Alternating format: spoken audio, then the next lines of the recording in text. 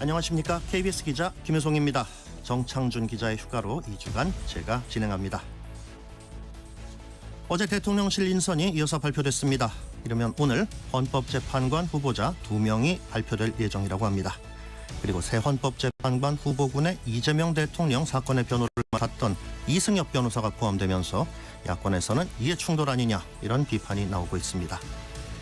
한편 김용태 국민의힘 비대위원장이 어제 기자회견을 했는데요. 9월 전당대회 카드를 제시하자 당 주류가 반발하는 모습을 보이고 있습니다.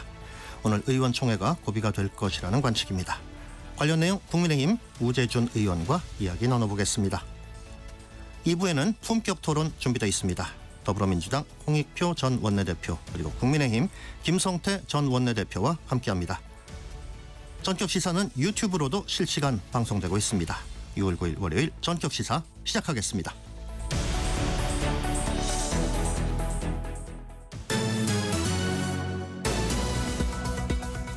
자, 많고 많은 뉴스들 중에서 핵심을 짚어드리는 뉴스브리핑 시간입니다. 한국경제신문 최영찬 기자와 함께합니다.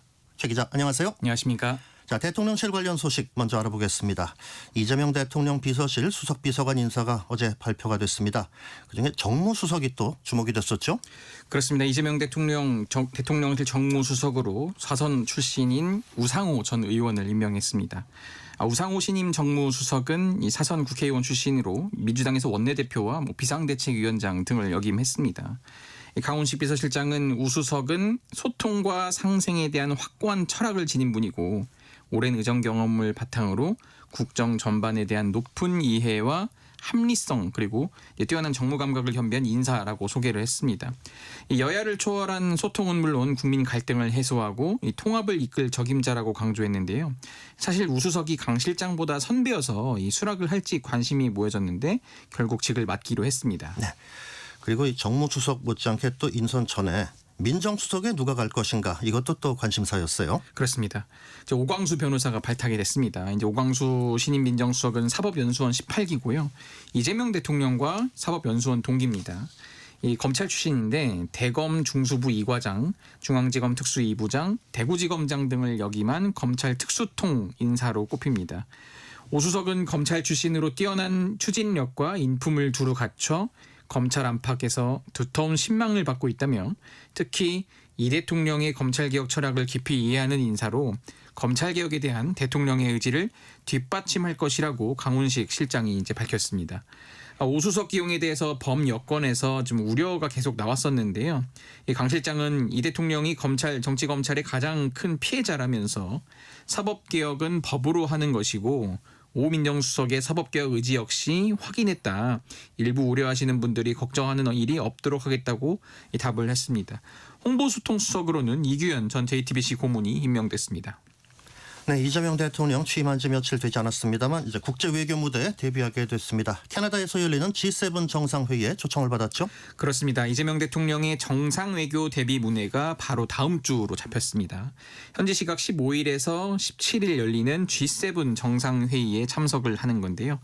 6개월간 국제사회에서 실종된 이 한국 정상의 공백을 메우고 이 존재감을 부각시킬 기회를 얻은 겁니다. 한국은 G7 회원국은 아니지만 2021년 문재인 전 대통령 그리고 2023년 윤석열 전 대통령에 이어서 세 번째로 의장국 초청을 받아 참석을 합니다. 다만 G7 정상회의가 이 한국이 정식 회원국도 아닌데다 여러 나라가 함께 만나는 이 다자회의여서 이 상대국과 좀 심도 있는 논의는 한계가 있습니다. 네, 근데 이번 회의가 열리는 캐나다가 또 바로 옆에 미국이 있잖아요. 예. 간 김에 미국 방문 가능성 이 얘기도 좀 나오는 것 같던데요. 그렇습니다. 이제 관련 질문에 강유정 대통령실 대변인은 한국과 미국의 정상이 만나는 것은 이 많은 분이 관심을 갖는 영역이라면서 제대로 준비하고 있다는 정도로 답을 드리겠다고 말을 했습니다. 일단 이번 G7 정상회의에서 한미일 정상이 모두 참석을 하는 만큼 한미라든지 한일 또 한미일 정상회담이 함께 열릴 수 있다 이런 관측이 나오고 있는데요. 이재명 대통령은 지난 6일에는 트럼프 대통령과 전화통화를 하고 이 정상외교 행보에 시동을 걸었는데 두 대통령은 한미 간 관세 협의와 관련해 양국이 만족할 수 있는 합의가 조속히 이루어지도록 노력해 나가기로 했다고 대통령실이 이미 설명을 했거든요. 어쨌든 이제 바로 또 G7 정상회의에 초청을 받은 만큼 이재명 대통령이 말한 국익 중심 실용외교 취임과 동시에 시험대에 올랐습니다. 이재명 대통령이 주말에 또 당 지도부를 관저에 또 초청하는 행사가 졌죠? 예, 이 대통령은 취임 직후 이례적으로 민주당 대표 시절 함께했던 1, 2기 지도부 의원들을 관저로 불러 모았습니다. 이 박찬대 원내대표 등 1, 2기 지도부를 구성한 의원 24명을 한남동 관저로 부른 건데 이 대통령이 이렇게 얘기했습니다. 이제 어려운 시기를 함께 극복하며 국민의 선택을 받은 만큼 이제는 국민의 기대에 부응하는 것이 우리의 첫 번째 사명이라고 당부했습니다. 이 대통령은 참석자들에게 또 민생 경제 회복과 사회 통합, 국정 안정을 위해 할 일이 많다면서 정치적 성과보다는 국민 한 분 한 분의 삶이 나아지는 것이 진정한 성공이라고 말했습니다. 민주당 당내 스케줄 중에 이제 다음번 원내대표 선출 이번 주죠? 그렇습니다. 이제 김병기 의원과 서영교 의원 2파전으로 이제 원내대표 후보군이 추려졌습니다. 민주당 차기 원내대표는 12일에서 13일 치러지는 이 권리당원 온라인 투표 그리고 의원 투표를 거쳐서 13일에 최종 선발이 됩니다. 이 제적 의원 167명인데요. 민주당 의원 투표가 80% 그리고 권리당원 투표가 20% 반영돼서 이걸 합산해서 과반 득표자를 뽑는 방식입니다. 이재명 대통령이 당대표이던 지난해 6월 개정한 당규에 따라서 처음 적용되는 규칙인데요. 권리당원 투표는 의원 투표수를 환산하면 이제 한 34표가량 영향력을 좀 행사할 것으로 보입니다. 이 때문에 두 의원 모두 권리당원 표심 잡기 한창인데요. 저마다 이재명 대통령과의 인연을 강조하면서 당원들에게 한창 구애를 하고 있습니다. 네, 국민의힘 상황 알아보죠. 김용태 비대위원장이 당 개혁 방안을 발표했습니까? 예, 어제 이제 기자간담회를 열고 발표를 했습니다. 김용태 국민의힘 비대위원장 9월 초까지 전당대회를 열어서 차기 당대표를 선출할 수 있도록 준비하겠다고 밝혔습니다. 그러니까 내년 지방선거가 있는데 이 지방선거를 비대위 체제가 아니라 좀 선출된 당대표 체제로 치르는 것 자체가 보수 재건과 또 지방선거 승리를 향한 그 당면 목표가 될 것이라고 했습니다. 대선 패배 이후에 이제 조기 전당대회를 개최할 것인지 또 새 비대위를 꾸릴 것인지 당내 의견이 엇갈린 상황에서 현재 비대위원장이 전당대회 시기를 오는 9월 초로 이제 얘기한 겁니다. 국민의힘이 예전에 그 당론으로 정했었죠. 윤석열 전 대통령 탄핵에 반대한다. 근데 이거를 무효화하는 방안도 추진하겠다. 그런 얘기도 있죠.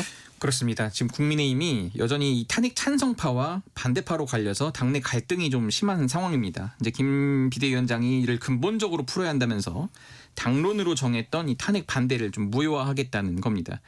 또 대선 후보 등록 직전에 불거졌던 그 김문수 후보 교체 시도 있지 않습니까? 이것에 대해서도 당무 감사권을 발동해 진상을 밝히겠다고 했습니다. 당시 비대위원장이었던 권영세 의원 이렇게 얘기했습니다. 이 처음부터 부당 단일화로 규정한 건 중립성을 의심케 하는 잘못된 표현이라면서 제가 사퇴한 건 단일화 실패를 책임지는 차원이지 불법 부당성을 인정한 것이 아니었다고 반박을 했습니다. 국민의힘 오늘 2시에 의원총회에서 김 위원장이 제시한 개혁 과제들을 집중 논의할 예정입니다. 네, 의총에서 어떤 얘기들이 또 논의될지 주목되는군요. 윤석열 전 대통령 내란 우두머리 혐의 재판이 또 오늘 예정돼 있어요. 6번째죠? 그렇습니다. 오늘 윤석열 전 대통령이 서울중앙지법에서 열리는 6번째 공판에 출석합니다. 대선 이후 처음 열리는 이번 재판에도 이 지상 출입구를 통해서 법정으로 이동하는데 이 자신과 김건희 여사가 수사 대상인 3대 특검과 대선 결과 등에 대한 언급이 있을지 주목됩니다. 앞선 3번의 재판에서 윤 전 대통령은 취재진의 질문에 아무런 답도 하지 않았습니다. 이 오늘 재판은 지난 기일에 이어서 이상현 전 특수전 1공수여단장에 대한 증인 신문이 진행됩니다. 이 전 여단장은 이 12.3 비상계엄 당시 곽종근 전 특전사령관 지시를 받고 국회로 출동했는데요. 지난달 26일 공판에서 대통령님이 도끼로라도 문을 부수고 들어가라고 한다는 지시를 받았다고 증언했습니다. 오늘 공판에서는 이 전 여단장에 대한 윤 전 대통령 측의 반대 신문도 진행됩니다. 네, 국제 뉴스도 하나 알아보죠. 그러니까 미국 LA에서 대규모로 이민 단속이 벌어지고 있는데 여기에 대한 반발을 경찰력만으로는 대응하기가 어려운 모양이죠. 그렇습니다. 지금 주 방위군까지 투입이 됐습니다. 트럼프 행정부가 이 불법 이민자 체포 추방에 나서면서 최근 집중 단속지였던 이 LA에서 대규모 시위가 이제 벌어진 건데요. 이 시위대와 경찰이 출동하자 트럼프 대통령 현지 시각 7일 주방위군 2,000명 투입을 명령을 했습니다. 이제 오늘 새벽에 나온 뉴스를 보니까 300명이 또 LA 주요 지역 3곳에 배치돼서 지금 활동을 시작했습니다. 네. 문제는 우리 교민들도 이제 구금되는 사례가 늘고 있는 건데요. 주 LA 총영사관 관계자는 이 서류 미비 상태로 체류 중인 한국인이 당국에 적발되는 사례가 분명히 늘었다면서 트럼프 정부 들어 당국에 구금돼 영사면담을 요청하는 한국인 사례가 4-5건 정도 있었다고 밝혔습니다. 보겠습니다. 뉴스브리핑 여기서 마무리하겠습니다. 한국경제신문 최영창 기자 수고하셨습니다. 지금 시각은 7시 30분입니다. 자, 월요일 아침 날씨 그리고 교통정보 전해드리고 이어가겠습니다. 전격시사 날씨 정보입니다. 오늘도 낮 기온이 30도 안팎까지 오르겠고 습도가 높아서 한여름처럼 더운 곳도 많겠습니다. 현재 기온은 20도 안팎으로 어제 아침과 비슷하고요. 평년 기온보다 2도에서 4도 정도 높습니다. 예상 낮 최고 기온은 서울 30도, 부산 26도, 대전, 대구, 광주 31도, 구미는 33도까지 오르겠고 높은 습도 때문에 체감 온도는 기온보다 더 높겠습니다. 더위에 지치지 않도록 주의하시기 바랍니다. 현재 전국이 대체로 흐린 가운데 서해안과 남해안에는 안개가 짙게 껴 있습니다. 차차 안개와 구름이 걷히고 오후부터는 맑은 하늘이 드러나겠습니다. 한편 크게 오르는 기온의 대기가 불안정해져 오후부터 저녁 사이에 충북 남부와 경북 남서 내륙에는 소나기가 오는 곳이 있겠습니다. 현재 서울의 기온은 22도입니다. 날씨 정보 송소진입니다. 이어서 이 시각 교통 상황을 KBS 교통정보센터 김민희 씨가 전해드립니다. 월요일인 만큼 장거리 출근 차량들이 아침 일찍부터 빠르게 늘고 있습니다. 경부고속도로 서울 방면으로 영남권 칠곡분기점 부근에서는 사고가 나면서 1, 2차로가 막혀 있는데요. 부근으로 정체도 시작됐습니다. 이후로는 기흥에서 수원 사이와 또 판교분기점에서 반포 사이로 속도 줄여 지납니다. 반대 부산 쪽으로는 한남부터 서초 사이와 신갈분기점에서 수원 부근, 다시 오산에서 남사 사이로 정체되고 청주분기점 부근 1차로에서는 고장난 차를 처리하고 있습니다. 중부고속도로 남이 쪽으로는 호법분기점에서 모가 사이로 정체고요. 음성휴게소 부근 1, 2차로에서는 장애물을 처리하고 있습니다. 반대 하남 쪽으로는 청주 강서 하이패스 요금소에서 서청주 사이와 또 오창에서 오창휴게소 사이로 정체입니다. 그 밖에 서울 시내 동부간선도로 의정부 쪽으로 창동교 부근 3차로에서는 사고가 났는데요. 부근으로 차량들 더디게 지납니다. KBS 교통정보센터였습니다.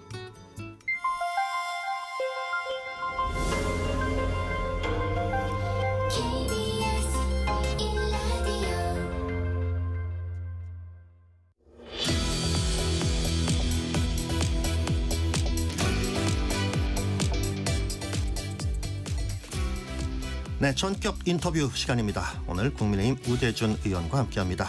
의원께서는 소장파 모임인 천목회에서 활동하고 계시죠. 우대준 국민의힘 의원 모셨습니다. 안녕하십니까? 네, 안녕하십니까. 의원님 소속된 천목회에서의 대선 패배 사과와 함께 당 체질을 개선해야 한다. 또 이런 목소리를 내고 계신데요.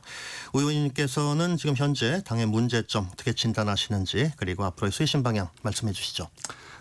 천목회에서도 그렇고 우리 당 소속 의원들 대부분이 매우 침울한 상황일 겁니다. 그리고 분노도 있고 하다 보니까 어떨 때는 다른 사람들에게 막 책임을 묻기도 하고 뭐 그런 상황인데요. 천목회에서는 그런 책임 묻는 것 못지않게 우리가 지금까지 이런 결과를 마주하게 된 원인을 한번 찬찬히 진단을 해보자. 그 원인이 무엇이었나라는 걸 좀 이야기를 많이 해봤습니다. 저도 거기에 대한 고민이 많고요. 네. 크게는 한 두 가지 정도에서 우리가 당이 잘못되지 않았나라고 네. 생각을 하고 있습니다. 첫 번째는 우리가 영남 정서를 너무 과반영하는 당이 되지 않았나라는 그런 반성이 조금 있습니다. 12월 3일 날 비상계엄이 있었고 그다음에 탄핵, 그다음에 각종 헌법재판소의 결정이 이루어질 때까지의 수많은 거리에서의 이런 투쟁들, 그 다음에 있었던 후보 결정과 이후의 후보 결정 과정에서의 잡음, 그리고 대선까지 수많은 이 장면들마다 너무 지나치게 영남 정서가 좀 과반영된 측면이 있다. 그렇군요. 제가 지역구가 대구잖아요. 네. 대구라서 이렇게 이야기를 조금 해보면 이런 정서가 차이가 조금 느껴져요. 제가 5.18 때는 호남도 이렇게 가보고 하면 확실히 그래도 호남 분들이 계엄에 대한 이런 트라우마라든지 분노라든지 이런 것들이 조금 더 강하시다라는 생각이 좀 들었습니다.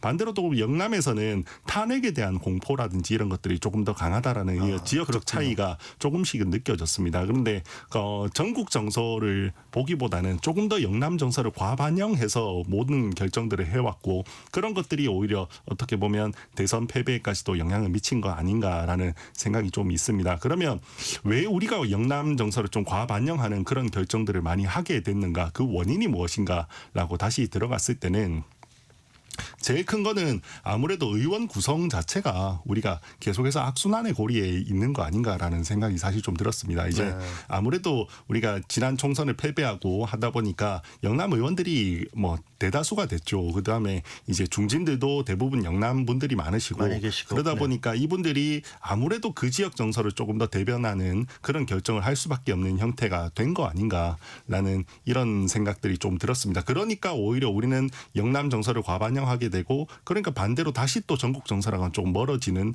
그런 악순환의 연결고리 속에 들어와 있는 거 아닌가 이런 구조적인 문제들에 대해서 조금 이야기를 했습니다. 그래서 이걸 좀 개선할 방법이 무엇인가라고 했을 때는 일단은 먼저 뭐 우리가 이걸 인지하고 좀 약간 특히 영남에 있는 의원들이나 이런 분들이 조금 이걸 인지하고 또 수도권 의원들이나 다른 목소리에 대해서 조금 배려하고 더 들으려고 하는 그런 노력이 일단은 필요하다. 근데 그런 게 지난 우리 대선 과정에서나 아니면 계엄 과정에서 좀 부족하지 않았나. 오히려 그런 다른 목소리를 뭐 탄압하고 배신자라고 낙인 찍고 이렇게 하지 않았나라는 거에 대한 반성이 있어야 된다라는 게 첫 번째고요. 두 번째는 구조적으로 조금 더 많은 목소리를 반영할 수 있게 그래서 이번에 천목회에서도 나왔던 말이 당협위원장들 외부 원외 당협위원장들도 네. 많이 조금 의원총회라든지 각종 당론 결정 구조에 조금 들어와서 이야기를 할 수 있는 그런 구조를 좀 만들어야 된다. 그래서 우리가 이게 당론이잖아요.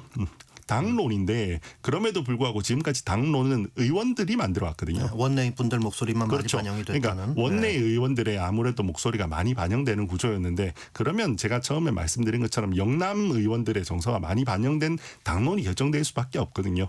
그러면 원외 위원장들도 그분들도 뭐 또 각종 선거에서나 이럴 때는 누구보다도 열심히 우리 당을 위해서 또 싸우는 분들이잖아요. 그렇죠. 그러면 그분들을 선거 때만 이렇게 그 사용만 할 게 아니라 정말 뭐 매번은 못 오시겠죠. 매번은 못 오시고 매 작은 뭐 이런 표결 때까지 다 오지 못하더라도 정말 중요한 안건 당의 운명을 결정지을 수 있을 만한 그런 안건을 결정하거나 할 때는 의원총회보다 뭐 현역 의원들도 다 당협위원장이니까요. 뭐 그냥 전국 당협위원장 총회나 이런 식으로 해서 거기서 많은 논의들을 하고 좀 의사를 결정할 수 있는 그런 구조를 만드는 게 또 더 나은 대안이 아닌가 이런 말들이 좀 이번에 천목회에서 나왔습니다.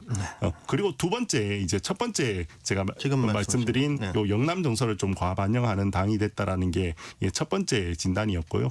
두 번째는 조금 더 길게 봤을 때는 우리 당이 너무 특정인에게 줄 서는 정당이 된 거 아닌가라는 이런 부분에 대한 이야기도 많이 있었습니다. 그래서 뭐 특히 대통령에게 너무 줄 서는 그런 정당이 되다 보니까 이게 꼭 계엄 때부터가 아니더라도 뭐 지난 3년 동안 우리가 그런 문화가 정착돼 있는 정당이 되어서 뭐 여기까지 오게 된 거 아닌가라는 그런 문제의식들이 있고 그 원인은 또 무엇인가라고 했을 때는 거꾸로 평가 시스템이나 이런 것들이 좀 완비가 되지 않고 우리가 뭐 그런 이야기들을 최근에 많이 나옵니다. 이제 민주당이나 이런 데에 비해서 우리가 의원 평가 시스템이나 이런 것들이 잘 완비가 되어 있지 않다. 신뢰할 만큼 되어 있지 않다. 그러니까 평가가 객관적이지 않으니까 아무래도 조금 더 뭐 대통령이라든지 어떤 힘 있는 사람한테 좀 더 줄 설 수밖에 없는 그런 문화가 만들어져 있는 거 아닌가. 그것들이 모든 이 지금까지 되게 국민들의 눈살을 찌푸르게 하는 결정들을 우리가 행태를 해온 데에 그 근본적 뿌리가 된 거 아닌가 이런 부분에 대한 뭐 이야기도 많이 나오고 그런 상황입니다. 네. 지금 말씀하신 거에 대한 어떤 기조라고 할 수 있을 것 같은데 김용태 비대위원장이 어제 기자회견을 열었잖아요. 그래서 네. 개혁 과제를 또 쭉 발표를 했는데 당 주류들이 근데 지금 그 개혁 과제에 대해 가지고서 또 반발하는 모습을 보이고 있어요. 예. 근데 지금 비대위의 그 쇄신 방향 어떻게 생각하십니까? 일단 김용태 위원장께서는 굉장히 전 잘 오셨다고 생각을 합니다. 지난 대선 과정에서도 사실 쉽지 않았다고 생각해요. 막내잖아요. 저희 당의 막내 네. 의원이고 저보다 유일하게 어린 그렇군요. 뭐 의원이기도 네. 한데 정말 제가 봐도 너무 존경스럽다 싶을 정도로 너무나도 잘 해왔습니다. 지금 마지막 과제를 던진 건 어제 뭐 앞에 두 가지는 이재명 대통령에 대한 거였으니까 그걸 빼고 뒤에 세 가지를 던졌죠. 그래서 하나는 첫 번째는 우리가 탄핵 당론 반대를 했던 걸 무효로 한다라는 거고 두 번째는 이제 그 윤리위 그 계엄을 찬성하는 입장을 내는 사람은 다 윤리에 회부하겠다, 강하게 절연하겠다라는 거였고, 세 번째는 이제 우리가 다 줄 서는 문화를 없애겠다 이런 걸 취지로 모든 상향식 공천을 하겠다, 이런 것들이 어제 주였죠. 거기 하나 더 하면 이제 지난 후보 교체 과정에서 어떤 있었던 일들에 대해서 당무 감사를 하겠다, 뭐 이런 것들이었는데, 저는 모두 다 뭐 적절하다고 생각하고 지금 상황에서 충분히 나와야 되는 말들이라고 생각하고 뭐 정말 잘 받아줬다. 우리 천목회에서 말한 것도 그것도 받아주셨거든요. 그러니까 원외 당협위원장 총회를 개최하겠다. 거기에서 의견을 듣겠다. 그리고 앞으로는 당론을 결정하는 데 있어서 뭐 어떤 당협위원장들이 이야기를 더 많이 들을 수 있는 구조를 만들겠다. 이야기를 해주신 것, 이런 것들은 전부 다 굉장히 옳은 방향으로 이렇게 짚어주고 계시다고 평가하고 있습니다. 자, 오늘 의원총회가 또 있지 않습니까? 상당히 좀 어떤 경론이 좀 벌어지지 않겠냐, 그런 관측들이 있는데, 지금 김용태 비대위원장 임기가 이제 이달 말까지란 말이죠. 혹시 그 비대위원장 거취에 대한 그 얘기도 좀 나올까요? 나올 수도 있죠. 원래 같은 경우는 당의 전반적인 분위기는 김용태 위원장이 꽤나 잘했다라는 게 일반적인 평가인 것 같습니다. 그럼에도 불구하고 두 가지 의견이 나뉘었던 것 같아요. 그래도 선거 패배했으니까 그냥 통상적 관례에 따라서 사퇴를 하는 게 맞지 않냐라는 의견도 있었고, 반대로 아니 뭐 6월 30일까지인데 뭐 굳이 뭐 사퇴할 필요가 있냐, 라는 그런 의견들 정도가 나뉘었던 것 같습니다. 근데 어제 김용태 위원장께서 본인이 나머지 개혁 과제들을 완수하겠다라는 의지를 표명을 했잖아요. 그리고 특히나 선거 기간에 본인이 약속했던 그 당론 반대 를 무효로 한다라는 것, 뭐 탄핵 당론 반대를 무효로 한다라는 것, 이런 것들은 뭐 충분히 의미 있는 이야기고, 오히려 선거가 끝났음에도 불구하고 약속을 지키겠다라는 모습을 보여줬고, 그런 의지를 보여줬다면 아마 많은 분들이 그래도 그렇다면 김용태 위원장이 굳이 빨리 사퇴할 필요가 있냐, 오히려 본인이 뭐 지금까지도 잘해왔고 그런 부분들을 하겠다고 하면 더 끝까지 개혁 완수하고 내려와라, 이렇게 이야기를 하지 않을까라는 생각도 들고, 오히려 거기에 더 나아간다면 김용태 위원장께서 어제 9월쯤에 전당대회를 뭐 실시하겠다라고 이야기를 했잖아요. 네네. 그러면 그 사이에 한 2달 정도가 되는데, 아니 그냥 6월 30일 전에 내려온 게 아니라 6월 30일 이후에 그 2달 의 과정도 김용태 위원장께서 조금 이렇게 뭐 관리하실 수 있게 하는 것도 저는 괜찮지 않을까라는 생각도 듭니다. 그러니까 김 위원장이 일단 지금 현재 그 위원장직을 유지하고 계시는 게, 지금 물러나면은 당 주도권이 또 친윤계에게 넘어가서 쇄신이 늦춰지는 거 아니냐, 이런 얘기도 또 있는 거 아니겠어요?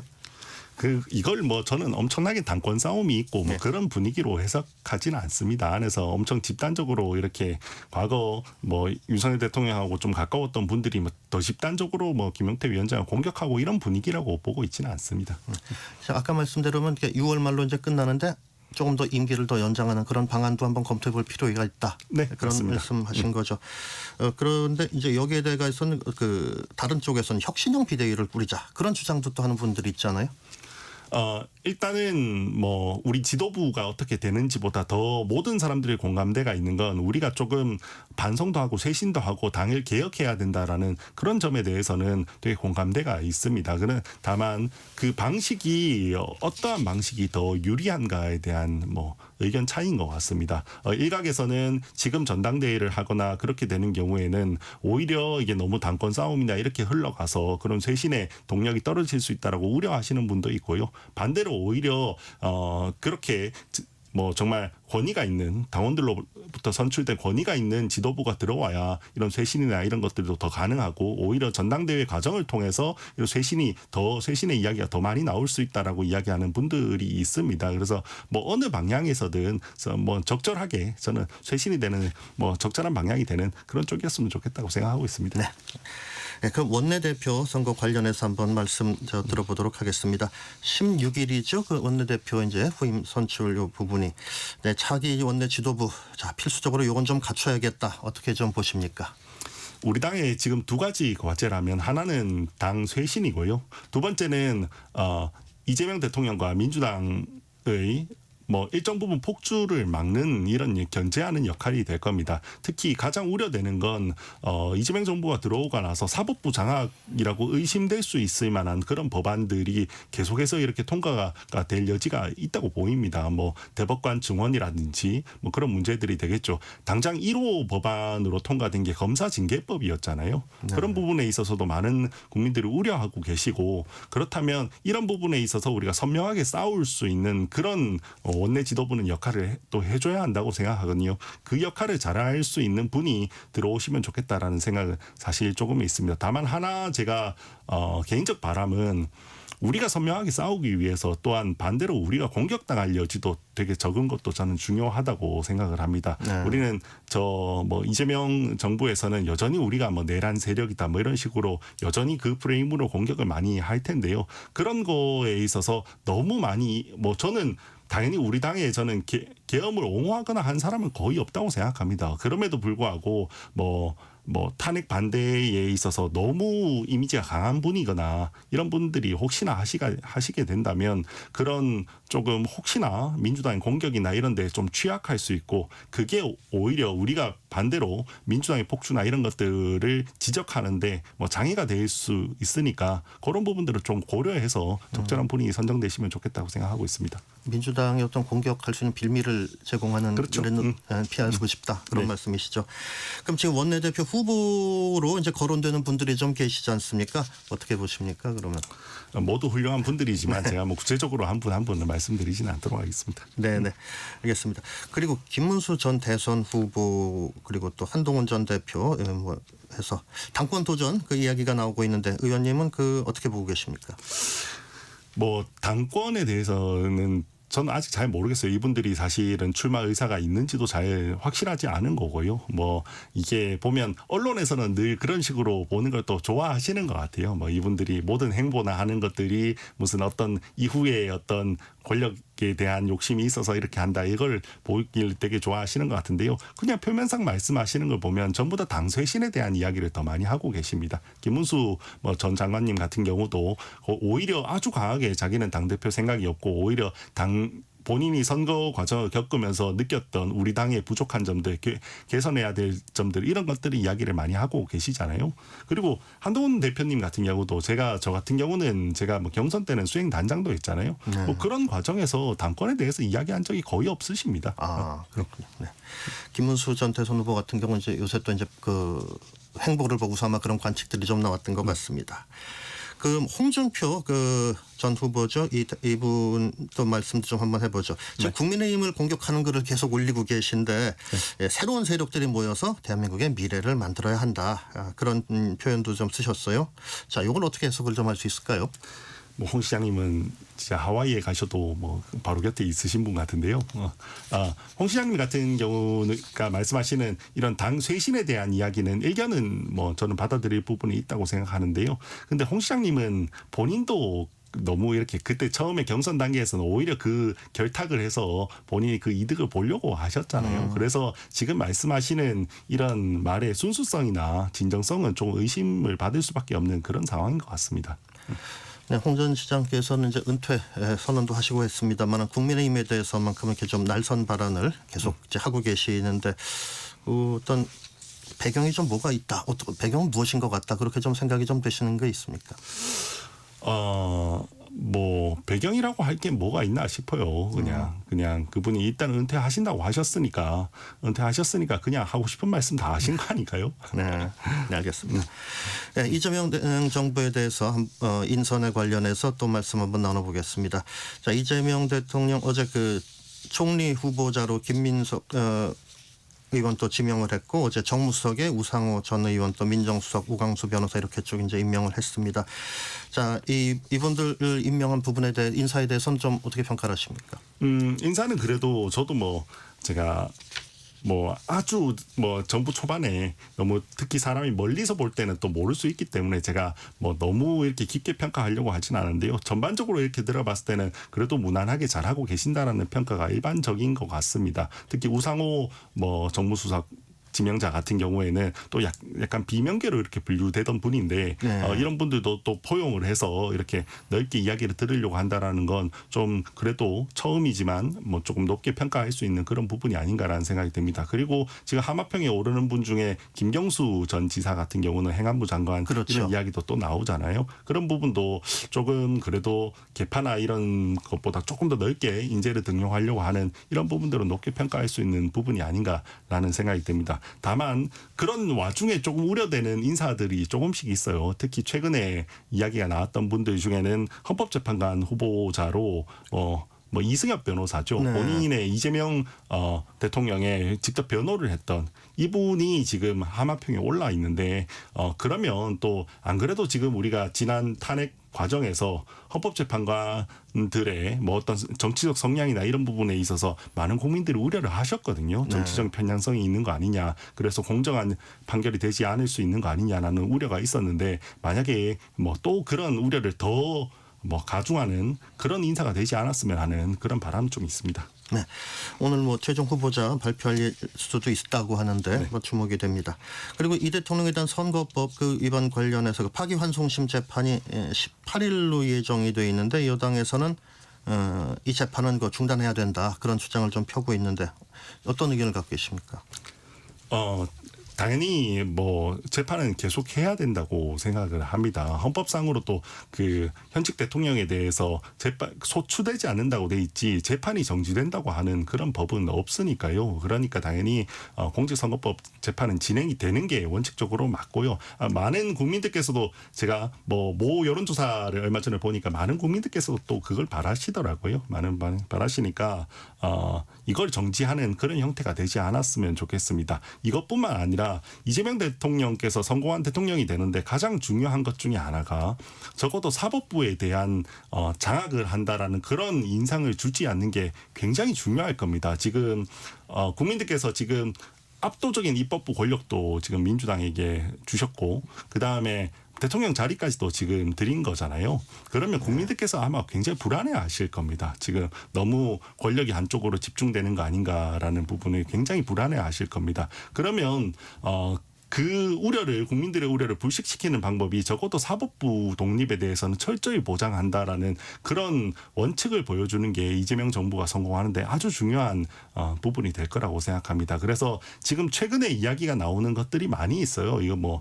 대법관을 증원해야 된다. 뭐 공직선거법 이거는 어떻게 그 조항은 원래 좀 문제가 많으니까 이 조항 자체를 없애야 된다. 아니면 어떻게 형사소송법을 어떻게 고쳐야 된다 여러 가지 이야기들이 나올 수 있고 그런 것들이 개별적으로 봤을 때는 뭐 또 어떻게 뭐 일리가 있는 법안 아닌가 이렇게 지적하시는 분들도 있는데요. 그럼에도 불구하고 이재명 정부이기 때문에 이런 삼권 전체를 장악할 수 있다라는 그런 불안감을 가지는 정부이기 때문에 그런 점 특히나 더 조심해야 된다. 그러지 않으면 국민들로부터 많은 지탄을 받게 될 거다. 그렇게 좀 생각을 하고 있습니다.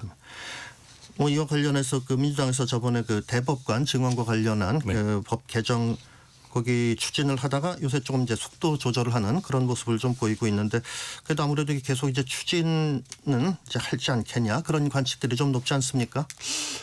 우려가 되죠. 일단은 법사위에서 통과가 됐고 그 다음에 이재명 대통령께서 취임하고 첫 번째 통과된 법률이 검사징계법이잖아요. 네.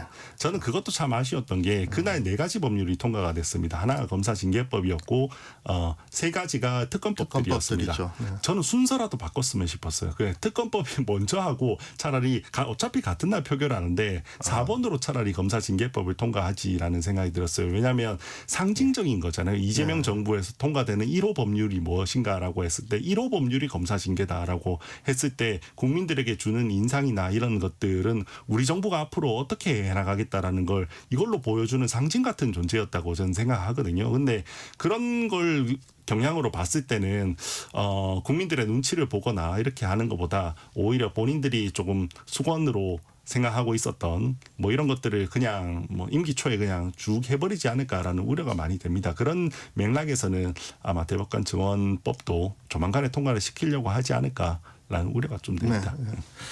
그런 아무래도 이제 시간적으로 조금 미뤘을 뿐이고 곧 이제 나설 것으로 보인다 그런 말씀이군요. 네, 그 좀 약간 그 대미 관계 관련해서 한 가지 좀 말씀드리고 오늘 마치도록 하겠습니다. 미국의 트럼프 미국 대통령하고 이제 대통령 취임하고 나서 좀 곧바로 통화가 이루어지진 않았어요. 시간이 좀 며칠 걸렸었죠 그때. 그래서 이 관련해 가지고서는 국민의힘 쪽에서는 이건 좀 상당히 좀 이례적인 일 아니냐 그런 지적을 하셨었는데 뭐 물론 더불어민주당에서는 그런 건 아니다라고 또 이제 반박을 했었습니다만은 어떻게 좀 보십니까? 외교에서는 아무래도 아주 작은 매너도 의미를 담고 있는 경우가 많죠. 누구랑 악수를 먼저 하는가, 어떤 옷을 입었는가, 어떤 식사를 했는지, 뭐 아니면 차담을 했는지 그렇죠. 이런 아주 작은 것들도 사실은 메시지가 되는 경우가 많죠. 미국 정도 되는 나라에서 우리나라 대통령한테 취임 3일 후에 전화를 한다라는 건 사실은 분명한 시그널은 있다고 생각합니다. 우려를 하고 있겠죠. 왜냐하면 김민석 총리 후보자 이런 분들도 저는 좋은 분들이라고 생각하지만 젊었을 땐 또 반미 운동도 하시고 그랬던 분들이잖아요. 뭐 이종석 뭐 국정원장으로 지명된 그런 분들도 뭐 과거에 굉장히 사실 미국 입장에서는 자기들 입장에서는 굉장히 우려될 수 있는 그런 뭐 좀 생각하시는 분 아닌가라고 생각도 하는 거고요. 그러면 처음에는 뭐 미국 입장에서는 조금 불편할 수 있다고 생각합니다. 그거는 앞으로 이재명 정부에서 좀 그런 우려를 불식시킬 수 있게 더 많이 노력하고 좀 관계 개선도 하고 하는 걸 좀 보여주셔야 되지 않나라고 생각하고 있습니다. 네, 지금까지 우재준 국민의힘 의원이었습니다. 네, 의원님 감사합니다. 감사합니다. 네, 잠시 후에 2부에서 뵙겠습니다.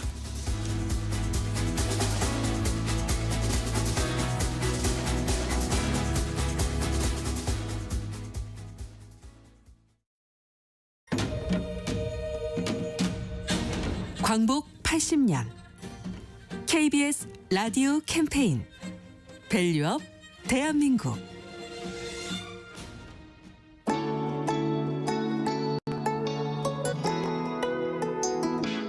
안녕하세요. 저는 기레인문학 우리 땅 걷기 대표 신정일입니다. 제가 한 81년부터 우리나라 땅을 걸었는데 어쩌다가 보니까 간첩죄로 안기부에 끌려가가지고 오진 고통을 받았었어요. 그것을 치유하기 위해서 우리나라 국토를 한번 걸으면서 나라 자신을 좀 돌아보고 나를 좀 치유해야겠다 하는 생각을 가지고 우리 국토의 속사를 걷기 시작했습니다. 내가 이 땅을 걸은 것은 내 인생을 걸었다고 볼 수밖에 없죠. 저는 이제 책과 길에서 제 인생을 다 배웠습니다. 프랑스의 철학자 사르트르가 그런 얘기를 했거든요. 인간은 걸을 수 있을 때까지만 존재한다. 빅토르 유고도 그랬어요. 걸어서 여행하는 방법보다 더 매력적인 방법은 없다. 걷는 것이 결국은 내가 체험한다는 것이거든요. 걸으면서 느끼는 것은 어떠한 그 여행보다도 가장 매력적이고 각인되는 여행이 바로 걷기입니다. 어떠한 것보다도 아름답고 복된 것이 바로 걷기입니다. 걸으면서 내가 나를 만나고 세상을 만나고 사물을 만나는 거예요. 그래서 많은 사람들이 걷는다면은 이 세상이 훨씬 더 행복해지지 않을까 그런 생각을 합니다.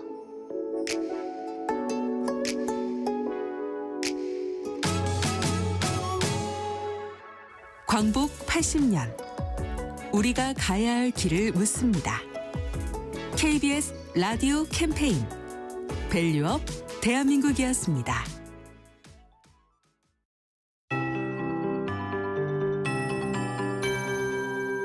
KBS 58분 날씨. 아직 초여름인데 아침부터 후덥지근하게 느껴지는 곳이 있습니다. 남서쪽에서 따뜻하고 습한 공기가 계속 들어오고 있어서 현재 기온이 20도 안팎으로 평년보다 2도에서 4도 정도 높고 습도도 높아서 체감 온도는 더 올라 있습니다. 낮에도 한여름 더위가 나타나는 곳이 많겠습니다. 경북 구미의 낮 기온이 33도까지 오르겠고요. 대전과 대구, 광주 31도, 서울 30도, 강릉 29도, 부산 26도, 제주 25도 등으로 어제와 비슷하겠고 예년 이맘때보다 1도에서 5도 정도 높겠습니다. 목요일까지는 평년 기온을 웃돌겠고 금요일부터 기온이 조금씩 떨어질 것으로 예상됩니다. 더위에 지치지 않도록 건강관리에 유의하시기 바랍니다. 현재 전국이 대체로 흐린 가운데 서해안과 남해안에는 안개가 짙게 껴 있습니다. 차차 안개와 구름이 걷히고 오후부터는 맑은 하늘이 드러나겠습니다. 오늘도 호흡기와 공기와 눈에 해로운 오존 농도가 높겠고요. 강한 자외선도 주의를 하셔야겠습니다. 한편 크게 오르는 기온에 대기가 불안정해져 오후부터 저녁 사이에는 충북 남부와 경북 남서 내륙에 소나기가 오는 곳이 있겠습니다. 현재 서울의 기온은 22도, 습도는 72%입니다. 송소진입니다.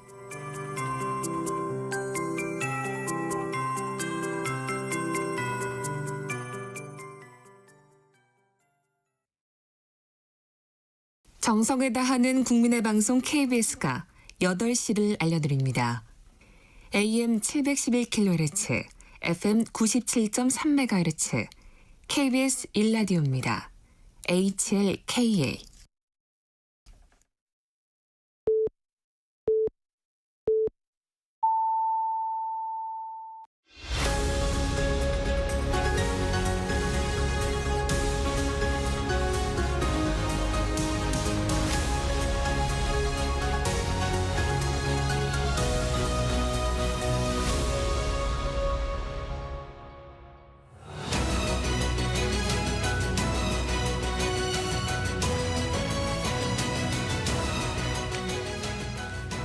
전격 시사 2부 시작하겠습니다. 매주 월요일 마련하는 품위 있고 격조 있는 품격 토론 시간입니다. 민주당 홍익표 전 원내대표 그리고 국민의힘 김성태 전 원내대표 두 분 모셨습니다. 안녕하세요. 네, 안녕하세요. 반갑습니다. 네. 자, 먼저 어제 대통령실에서 발표했던 그 수석 참모진 인선 관련해서 먼저 말씀 나눠보도록 하겠습니다.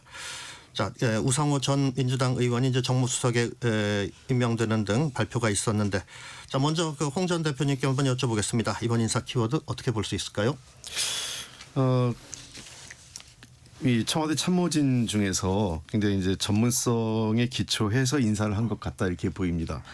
정무수석이라는 자리는 그 가장 중요한 게 국회 뭐 포함해서 어떤 각종 그 사회단체들하고도 소통을 해야 되거든요. 네. 그런 측면에서 우상호 전 원내대표도 했었기 때문에 여당은 물론이고 야당하고도 아주 소통이 원활할 거고 또 여러 기타 그 사회 각 어떤 그 소통이 필요한 기관에서도 물론 사회수석도 하겠지만 정무수석이 필요한 정무적 판단에 따라서 소통할 능력을 충분히 갖춘 분이다 이렇게 보입니다.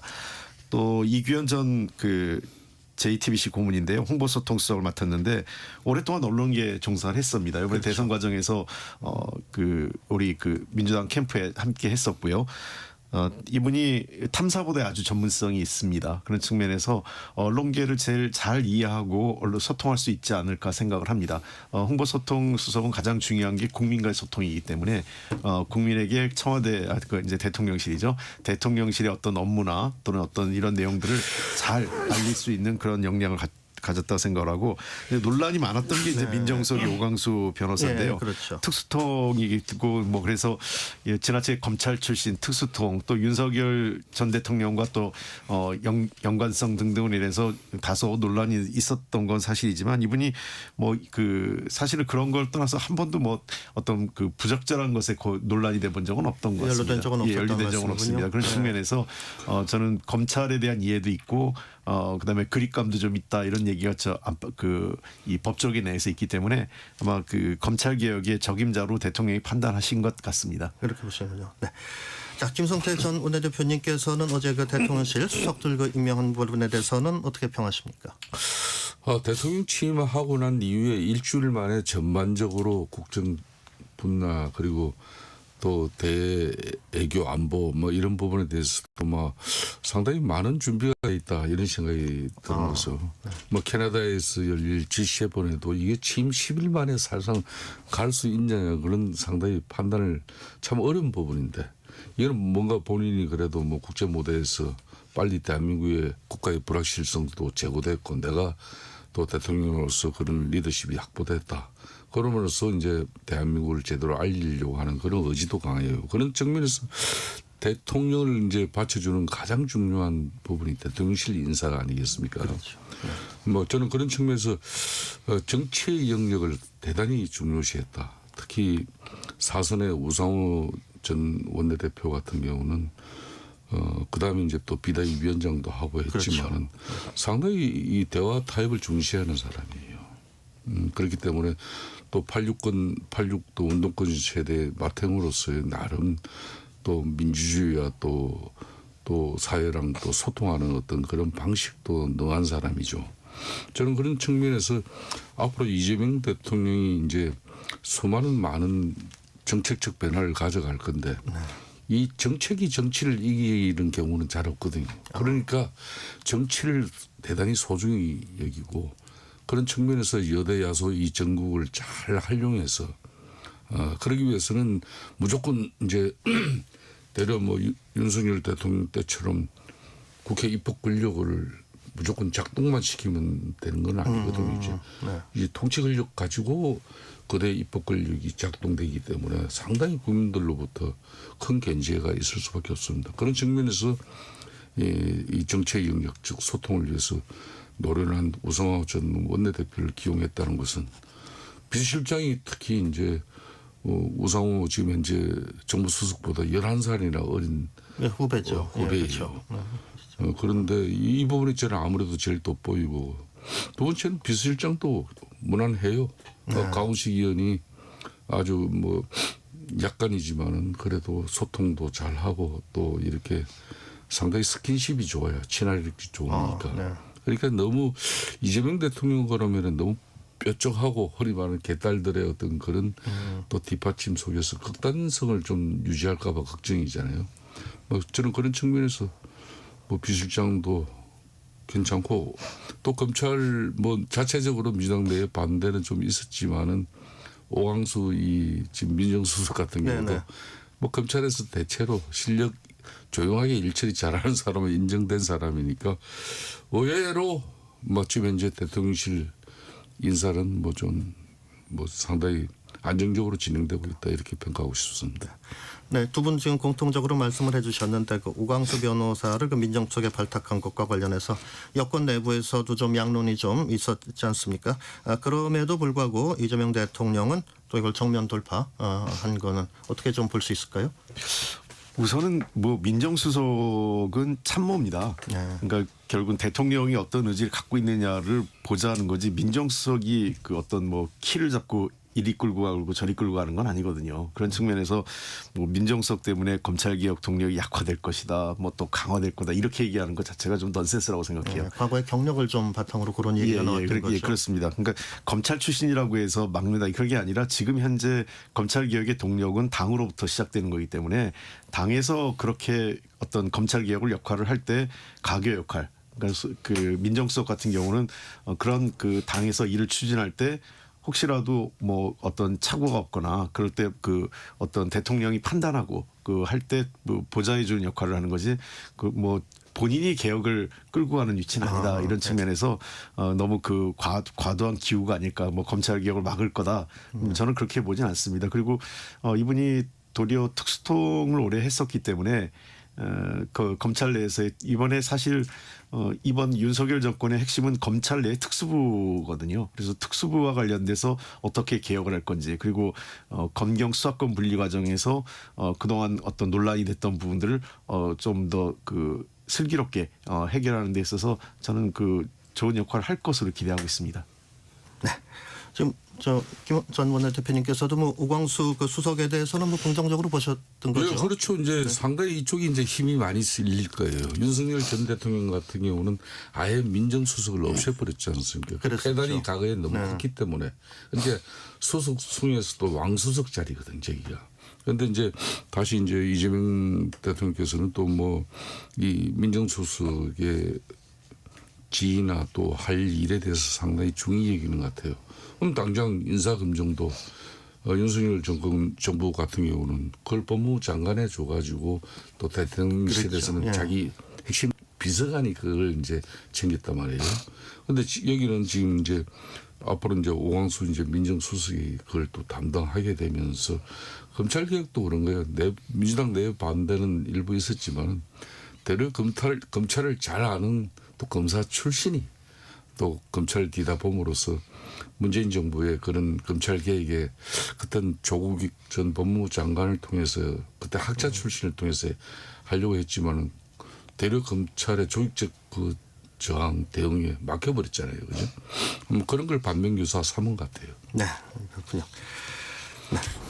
그러면서 더불어서 이번에 그 지난 6일에 있었던 그 인천도 한번 살펴보겠습니다. 그때 이제 경제 전문가들을 대고 이제 앞에 좀 내세우셨는데 이번에 그때 발표됐던 진영 어떻게 보시는지 한번 홍문호 대표님 먼저 말씀해 주시겠습니까? 예, 뭐 그 기본적으로 이재명 대통령의 인선의 핵심은 전문성과 그 실력이라고 보입니다. 김영범 이번에 그 정책실장이죠. 김영범 정책실장 같은 경우는 그 기재부 출신에 네, 그렇죠. 예, 그다음에 금융위 부위원장도 했었고 그래서 저도 아주 개인적으로 잘 압니다. 이분하고 제가 정책이 있을 때 같이 일을 해봤던 경험이 있었기 때문에. 네. 김영범 실장 같은 경우는 제가 보기엔 충분히 이 정부와 그다음에 결국은 그 청와대 정책실장이 정책의 컨트롤 타워 역할을 해줘야 되거든요. 당정 그다음에 대통령실 이 세 개의 기관이 순조롭게 끌고 이끌어갈 수 있는데 그 역할을 해줄 수 있는 분이다 이렇게 보입니다. 그런 측면에서 이번에 경제수석 인사라든지 어떤 정책실장 인사 모두가 기본적으로 실무를 좀 알면서 정책을 이끌어갈 수 있는 그다음에 하준경 교수 같은 경우도 뭐 단순히 교수가 아니라 오랫동안 이 정책적 실무에서 자문 역할을 오래 해왔습니다. 네. 예. 지난번 문재인 대통령 당시에도 국정기획자문위원회에서 같이 일을 했었고 여러 가지 정책 파트에서 기회가 될 때마다 어떤 그 확장적 재정과 관련돼서 적극적인 역할을 해왔던 교수 출신이었기 때문에 단순히 교수라고 하더라도 뭐 크게 제가 보기에는 문제가 없을 거로 보고요. 이런 교수 출신의 문제를 김영범 정책실장이 관료 출신으로 보완해 나가는 그런 적의 어떤 균형감을 맞춘 것 같다 생각됩니다. 서로 보완을 좀 할 수 있을 것 같다. 예. 네, 그리고 김 전 원내대표님께서도 이번에 경제 관련 부분 관련해서는 전문가가 좀 이렇게 나왔다 이렇게 좀 평을 하시는 그러니까 거죠. 이제 뭐 대체적으로 뭐 상당히 안정적인 그런 안정적이다. 인사를 아마 추진하고 있는 것 같아요. 그러니까 뭐 깜짝 인사 등용을 통해 가지고 이게 뭐 정책이 때로는 정권이 바뀌었지만은 연속성이 필요한 부분도 있고 또 상당히 국가 재정을 쓰는 데 있어 가지고 또 사업 자체, 정책 자체가 상당히 안정적이고 또 검증이 이루어지면서 이게 속도를 조절할 수 있는 그런 이제 역할이 대통령실의 경제 쪽이거든요. 대단히 중요한 부분인데 그런 측면에서 뭐 상당히 뭐 크게 우려를 할 정도로 뭐 이런 이념적으로 자편향성을 크게 뭐 가지고 있는 그런 선수들이 뭐 깜짝 등용되지 않았기 때문에 일단은 뭐 좀 안정적으로 저는 출발하면서 국민들도 지켜볼 수가 있지 않겠냐 이렇게 보고 있습니다. 네.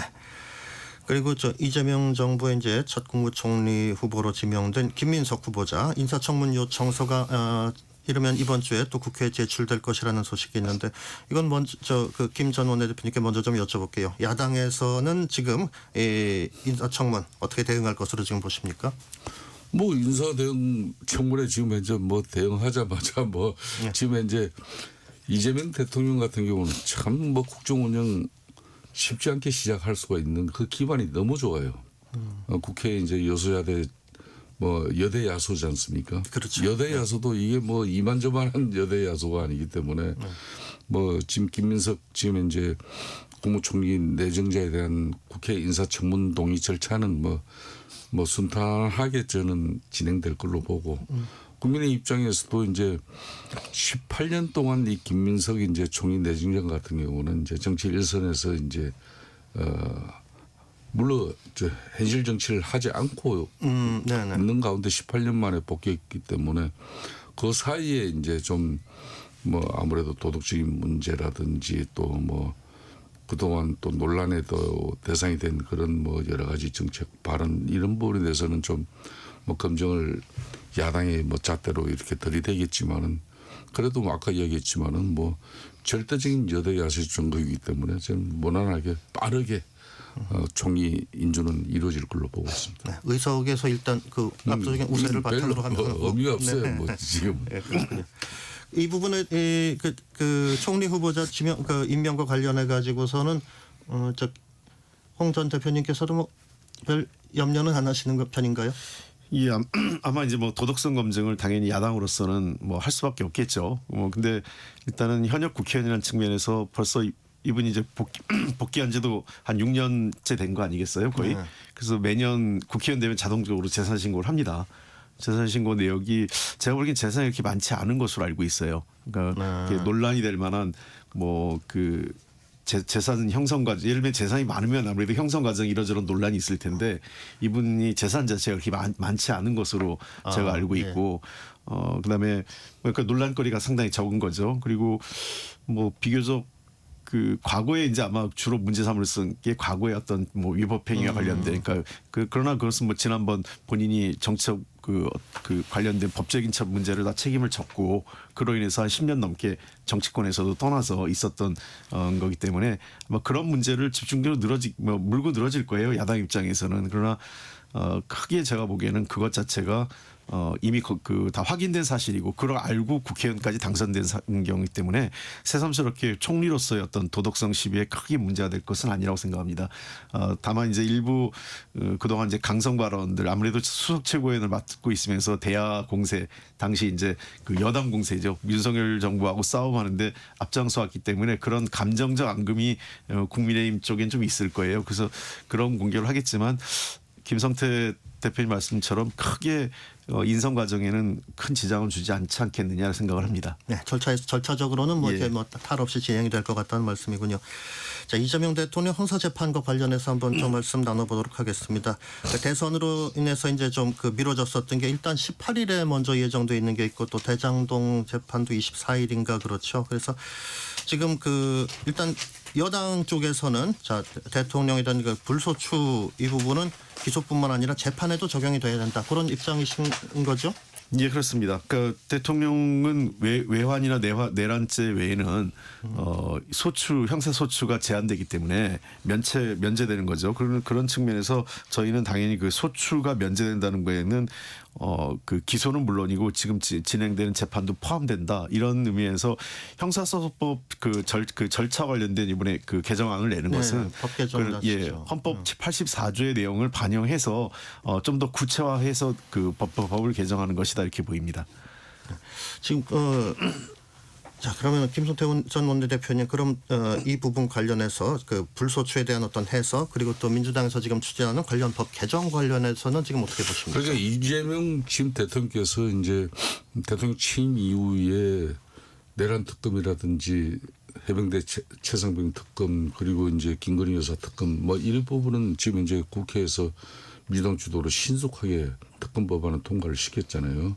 뭐 그때 당시 이제 바로 이 지금 말씀하신 대통령 당선 시 임기 중에는 뭐 내란 내연죄를 제외한 모든 그러니까 재판을 중단시키는 그런 행사소송법 개정안은 뭐 지난주 이제 시도는 안 했어요. 그렇지만은 이건 뭐 검주나 뭐 다 늦어도 다음 주에는 난 하리라고 보고 있습니다.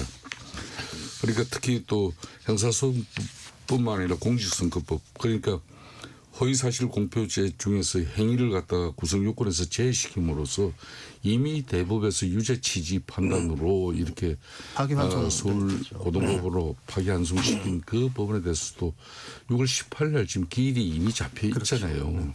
이런 부분에 대해서 사법적 리스크를 갖다 제거시키려면은 당연히 이제 민주당 중심의 이제 안정된 국정 운영을 위해서는 이런 대통령이 뭐 법원 재판에 이렇게 연연할 수 있는 그런 조건을 다 걷어내야 된다. 헌법 84조를 이제 문제 걸고 있지만 이재명 대통령 자신의 사법적 리스크 부분은 나는 이거는 올곧이 지겠다. 그 대신 다음 대통령부터는 진짜 뭐 대통령 당선되고 나면 임기 중에 이 내란 내연죄를 제한 모든 뭐 재판은 중단시킨다 이렇게 한다면 그거는 국민적 상식으로 괜찮은데 이건 지금 이제 5개 재판에 12개 범죄를 가지고 지금 재판을 진행되고 있잖아요. 이걸 전부 다 이제 중단시키는 결과이다 보니까 국민들 입장에서는 다른 여론은 지금 대통령에 대한 기대도 높고 하지만 이 부분에 대해서는 재판을 진행시켜야 된다는 국민 여론이 훨씬 높다는 걸 제가 말씀드리고 싶습니다. 자, 그 이재명 대통령 관련 재판 말씀은 뭐 여기서 마무리하고 국민의힘 그 당내 관련해서 한번 말씀 나눠보도록 하죠. 김 전 원내대표님, 그 김용태 그 비대위원장이 혁신 방안을 발표하는 자리에서 이제 이재명 대통령에 대해서도 그런 얘기를 좀 했었고 당 혁신 관련해 가지고서 또 발언 언급을 했지 않습니까? 네. 그래서 뭐 아까도 잠깐 말씀 나왔습니다만 대통령 탄핵 반대 당론 무효화 얘기 또 이제 대선 후보 교체 이 부분에 대한 진상 조사 뭐 이 부분 어떻게 보십니까? 저는 어제 휴일임에도 불구하고 김용택 비대위원장이 전격적인 기자회견을 통해서 5대 계획안을 발표했지 않습니까? 이거는 이제 오늘 2시 아마 어총을 앞두고 상당히 선제적인 입장을 저는 잘 날렸다고 보는 사람입니다. 지금 국민의힘 입장에서는 지금 현재 대선을 참패한 지 일주일째 되고 있습니다만은 아직까지 윤석열 그 패인을 갖다 자초한 윤석열 전 대통령 최측근 인사들 흔히 말하는 뭐 호화의 세력들 그 어느 누구도 정치적 도의적 책임을 지는 그런 선수 한 명도 없다 이거죠. 대한민국 정당사 올해가 강복 80주년 헌정 76주년이라 그러지만은 자유당 시절에도 이승만 대통령이 하야하고 난 이후에 그 자유당의 건실을 누리던 그 잔재들 다 그냥 사라졌어요. 책임지고 깜빵을 갈 사람은 깜빵하고.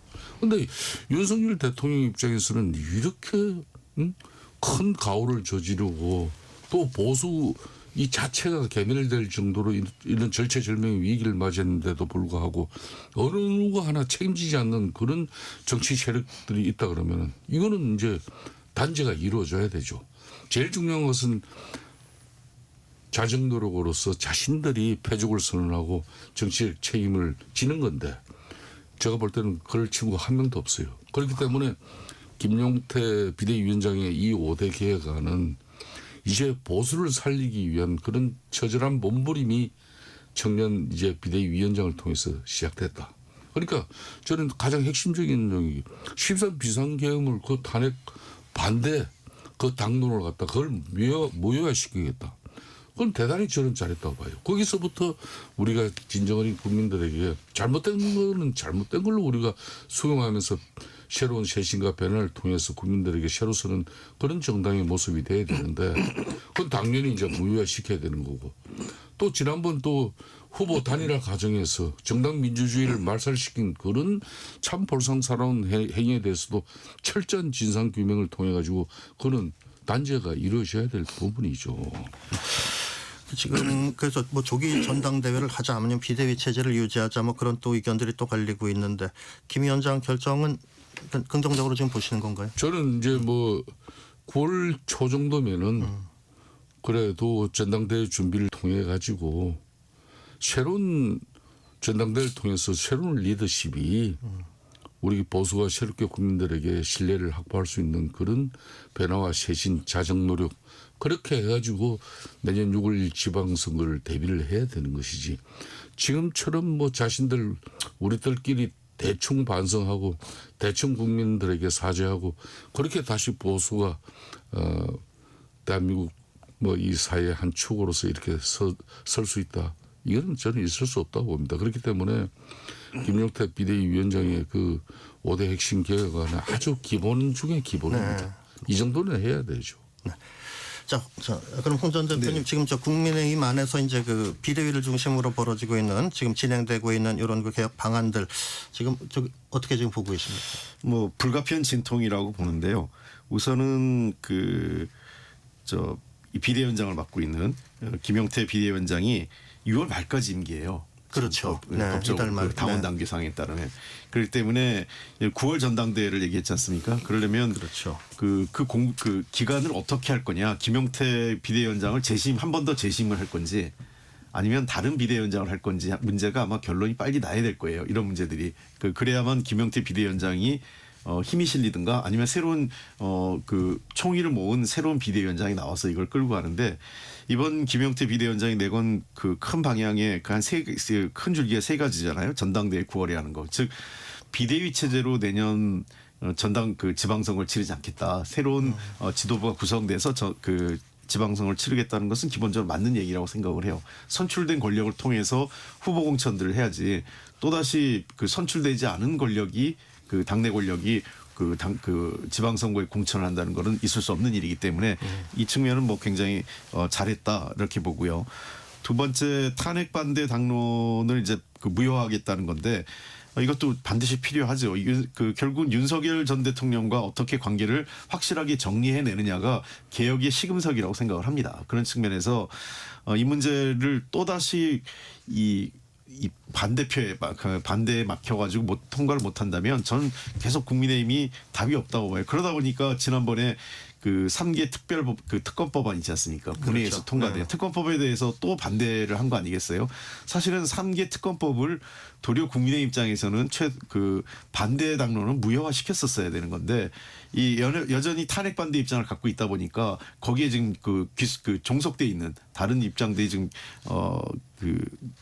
국민의 눈높이와 전혀 맞지 않는 것으로 가고 있다 이렇게 생각을 합니다. 그다음에 말도 안 되는 이제 후보 교체과 관련돼서 아마 이것 때문에 벌써 이제 권영세 전 비대위원장이 벌써 반발을 하고 있는 것 같아요. 네. 그러나 이 문제에 대해서는 반드시 진상 규명을 해서 책임질 사람 책임지고 결국은 이게 책임질 사람이 누구겠습니까? 소위 지금까지도 그 당시나 지금이나 계속 당권을 가지고 있는 당권파들, 소위 친윤 세력들에 대해서 정책 책임을 묻는다는 것이기 때문에 아마 이것이 잘 되면 좋은데 안 되면 상당한 정치적 어떤 이 개파 간의 전쟁은 불가피할 것으로 보입니다. 네. 지금 말씀 나누는 도중에 그 뉴스로 속보가 좀 하나 들어왔어요. 보면은 대통령실에서 비상계엄에 가담한 경호처 본부장 5명을 대기 발령한다. 그런 얘기가 나왔습니다. 대통령실에서 뭔가 좀 관련된 내용을 좀 파악을 하고 이런 인사를 좀 낸 게 아닌가 싶은데 지금 대통령실에서 비상계엄 가담한 경호처의 본부장 간부 5명을 모두 대기 발령했다 이런 게 나왔습니다. 지금 이 부분 좀 어떻게 좀 보실 수 있을까요? 일단 정확하게 진상 규명이 이루어지지 않은 상태이기 때문에 그런 의혹이 제기된 사람들을 대기 발령한 것 같아요. 그러니까 특히나 이분들은 다른 건 몰라도 확실한 것은 본부장들이 나서서 체포영장 집행 과정에서 막았었지 않습니까? 그 책임을 일단 우선적으로 물은 것 같아요. 그리고 좀 더 진상조사를 해야 될 것은 계속 의혹 제기가 나오는 건데 당시 내란과 관련된 모의 과정 또는 내란을 이루어가는 며칠 사이 과정에 있어서 경호처의 협조 없이는 사실은 쉽지 않은 거였거든요. 그래서 경호처가 이 일에 대해서 얼마큼 알고 있었는지 내란과 모의 과정에서 인지 여부 그다음에 그에 대해서 협조나 가담 여부에 대해서는 객관적인 이후에 철저한 조사를 통해서 밝혀질 거로 보고요. 다만 본부장급에 대해서는 체포영장을 막은 것만으로도 사실상 그거는 가담했다고 볼 수 있기 때문에 일단은 대기 발령 상태로 진상조사에 들어간 것으로 보입니다. 네. 지금 사실 속보로 간단하게 내용이 나와서 그렇긴 한데 지금 김성태 대표님께서는 이 부분 그러니까 이게 이제 어떻게 보세요? 이재명 지금 이제 이 신임 대통령 같은 경우는 정치 보복은 하지 않겠다고 이제 후보 기간 중에 이건 여러 번 강조를 했지만은 내란과 관련해 가지고는 이런 반드시 철저한 진상 규명과 책임을 묻겠다 그랬거든요. 그렇죠. 그러니까 이제 쉽게 말하면 내란 종식을 가져가겠다. 이 내란 종식이라는 것은 제가 볼 때는 한참 저는 진행될 걸로 봐요. 이게 이번에 특히 대통령실 인사나 앞으로 이제 여러 가지 인사를 통해서 이재명 대통령이 제가 안정적으로 국정을 시작하는 어떤 그런 새로운 정부의 모습을 갖췄다 이런 좋은 평가를 제가 하면서도 상당히 전략적인 목표가 들어가 있어요. 내년 6월 지방선거도 겨냥한 그런 인사를 지금 현재 상당히 보석을 깔고 있습니다. 저는 그런 측면에서 이 내란 종식이란 말은 왜 국민의힘이 뼈를 깎고 살을 도려내는 그 아픔이 있더라도 자정들을 통해서 거듭 자신들이 자정으로 바로 서지 않으면 이 내란 종식 프레임에서 끊임없이 허적거려요. 그러니까 윤석열 전 대통령과 측근들은 헌재에서 파면 결정이 났으니까 대통령직을 내려놓았기 때문에 이제 다 정치적으로 법적으로 책임이 이루어지지 않느냐. 천만의 말씀. 저는 이제 시작이라고 봐요. 그런 측면에서 지금 대통령실 경호처에 지금 5개 본부장을 갖다가 직위를 갖다가 중단시켜버렸다는 것은 경호처부터 일단 이제 손을 보는 거죠. 그러면서 이게 앞으로 전방위적으로 이제 확산될 겁니다. 네, 이제 이것으로 이제 어떤 시발점 같이 지금 보시는 거군요. 박한철이라는 사람 전에 박근혜 정부 때에 공직기관 비서관실에 네. 근무한 친구를 갖다가 네, 말씀 중에 죄송합니다만은 일단 2부는 여기서 정리하고요. 지금 그 하신 말씀은 3부에서 계속 듣도록 하겠습니다. 네, 2부 여기서 마치겠습니다.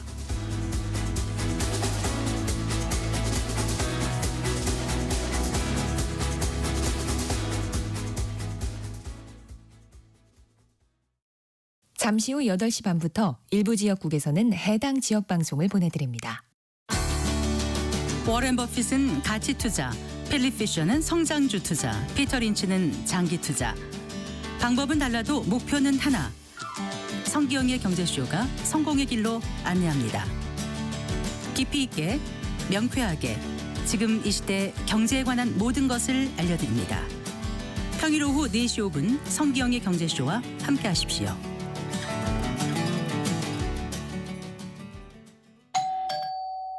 편지 왔습니다. 퇴근길 지친 당신에게 힘이 되는 뉴스를 전해드립니다. 매일 저녁 5시 5분 당신과 함께 읽는 세상 이야기 KBS 1라디오 뉴스레터 K. 지금 시각은 8시 30분입니다. KBS.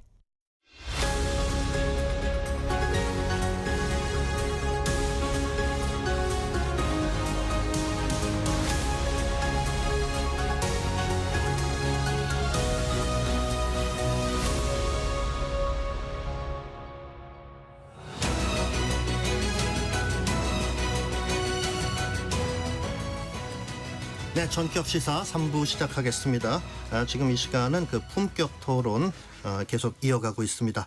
자, 김성태 전 원내대표님 아까 말씀 마무리 좀 해주시죠. 네. 박한천 전 이제 공직기관 비서관실에 근무하던 이분을 박근혜 정부 때 이분을 갖다 지금 현재 이재명 정부의 대통령실에 이제 민정실에 또 이제 일기 비서관으로 이렇게 임명을 했다는 것은 네. 이 사람의 가장 전문성 중에 하나가 경호처 인사들의 쉽게 말하면 검증이에요. 저는 앞으로 이 사람의 또 역할이 상당히 주목해서 또 지켜볼 그 대목이 있다고 보고 있습니다. 네, 알겠습니다. 네, 이재명 대통령이 이제 외교적 행보에 대해서도 한번 좀 말씀을 나눠보겠습니다. 이제 취임하신 지 며칠 되지 않았습니다만은 이제 주요 7개국 G7 정상회의에 참석한데 이제 첫 외교 무대, 국제 외교 무대, 다자간 외교 무대 데뷔하시게 됐는데 여기서 또 이제 각국 정상들 만나는 거 외에 또 한미 정상 회담에 대해서도 또 관심이 또 높지 않습니까? 예, 그 다자 정상회담이기 때문에 사실은 취임한 지 보름도 안 된 기간에 이 G7 회의가 열리기 때문에 이것을 가느냐 마느냐를 놓고 아마 내부에서도 약간의 논란이 있었던 것 같습니다. 그리고 이제 대통령 본인께서 이건 가는 게 좋겠다.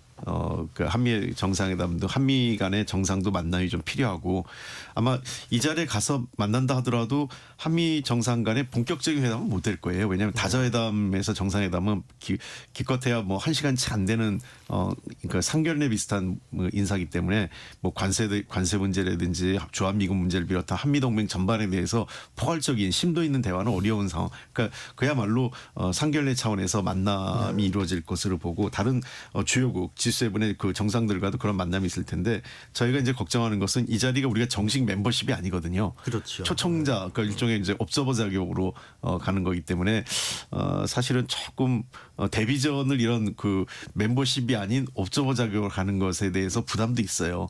그런 잘못하면 이제 아마 우리 언론에서는 뭐 갔는데 중요한 역할도 못했다 이렇게 또 얘기가 나올 수 있어요. 왜 그럴 수밖에 없는 게 멤버십이 아니기 때문에 그 G7은 G7 정상 중심으로 회의가 이루어지는 거거든요. 너무나 당연한 것을 이제 G7 정상에 일본 총리보다 뭘 못했다 이런 식의 이제 그 비판을 하는 거는 사실 말이 이제 비교 대상이 되지 않는 거죠. 그런 측면에서 그런 논란이 있을 것을 예상함에도 불구하고 대통령이 결정을 한 것은 워낙 지금 우리가 한 6개월 이상 윤석열 대통령 탄핵 정국에서 다자 정상회담의 어떤 우리나라 외교력이 완전히 상실된 상태입니다. 그런 측면에서 다자 정상회담의 빠른 복귀 그리고 두 번째는 한국의 민주주의의 회복 탄력성 빠르게 회복했다라는 것을 보여준다는 측면에서 우리나라 국가 신인도를 높이는 차원에서는 긍정적이다 이렇게 보입니다.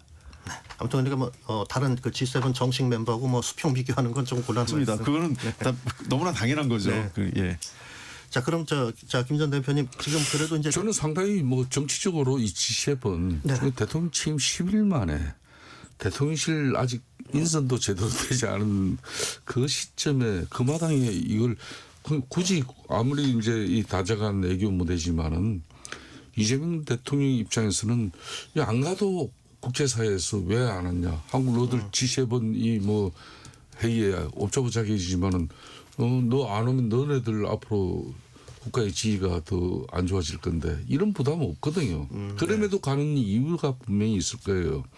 저는 그런 측면에서 이재명 대통령이 그 천명한 그런 국익 중심 실용 애교가 뭐 이 G7 비록 옵저버 형식의 참석이지만은 어떻게 첫 단추를 깨게 될지 뭐 그런 측면에서 좀 관심을 가지고 있어요. 그러니까 이제 좀 전에 이제 홍표 대표님도 말씀을 하셨지만은 대한민국이 작년 12.3 비상계엄 이후에 국제사회에서 엄청나게 정치적으로 혼란스러운 그런 나라로 이렇게 인식이 좀 비춰지는 부분이 있거든요.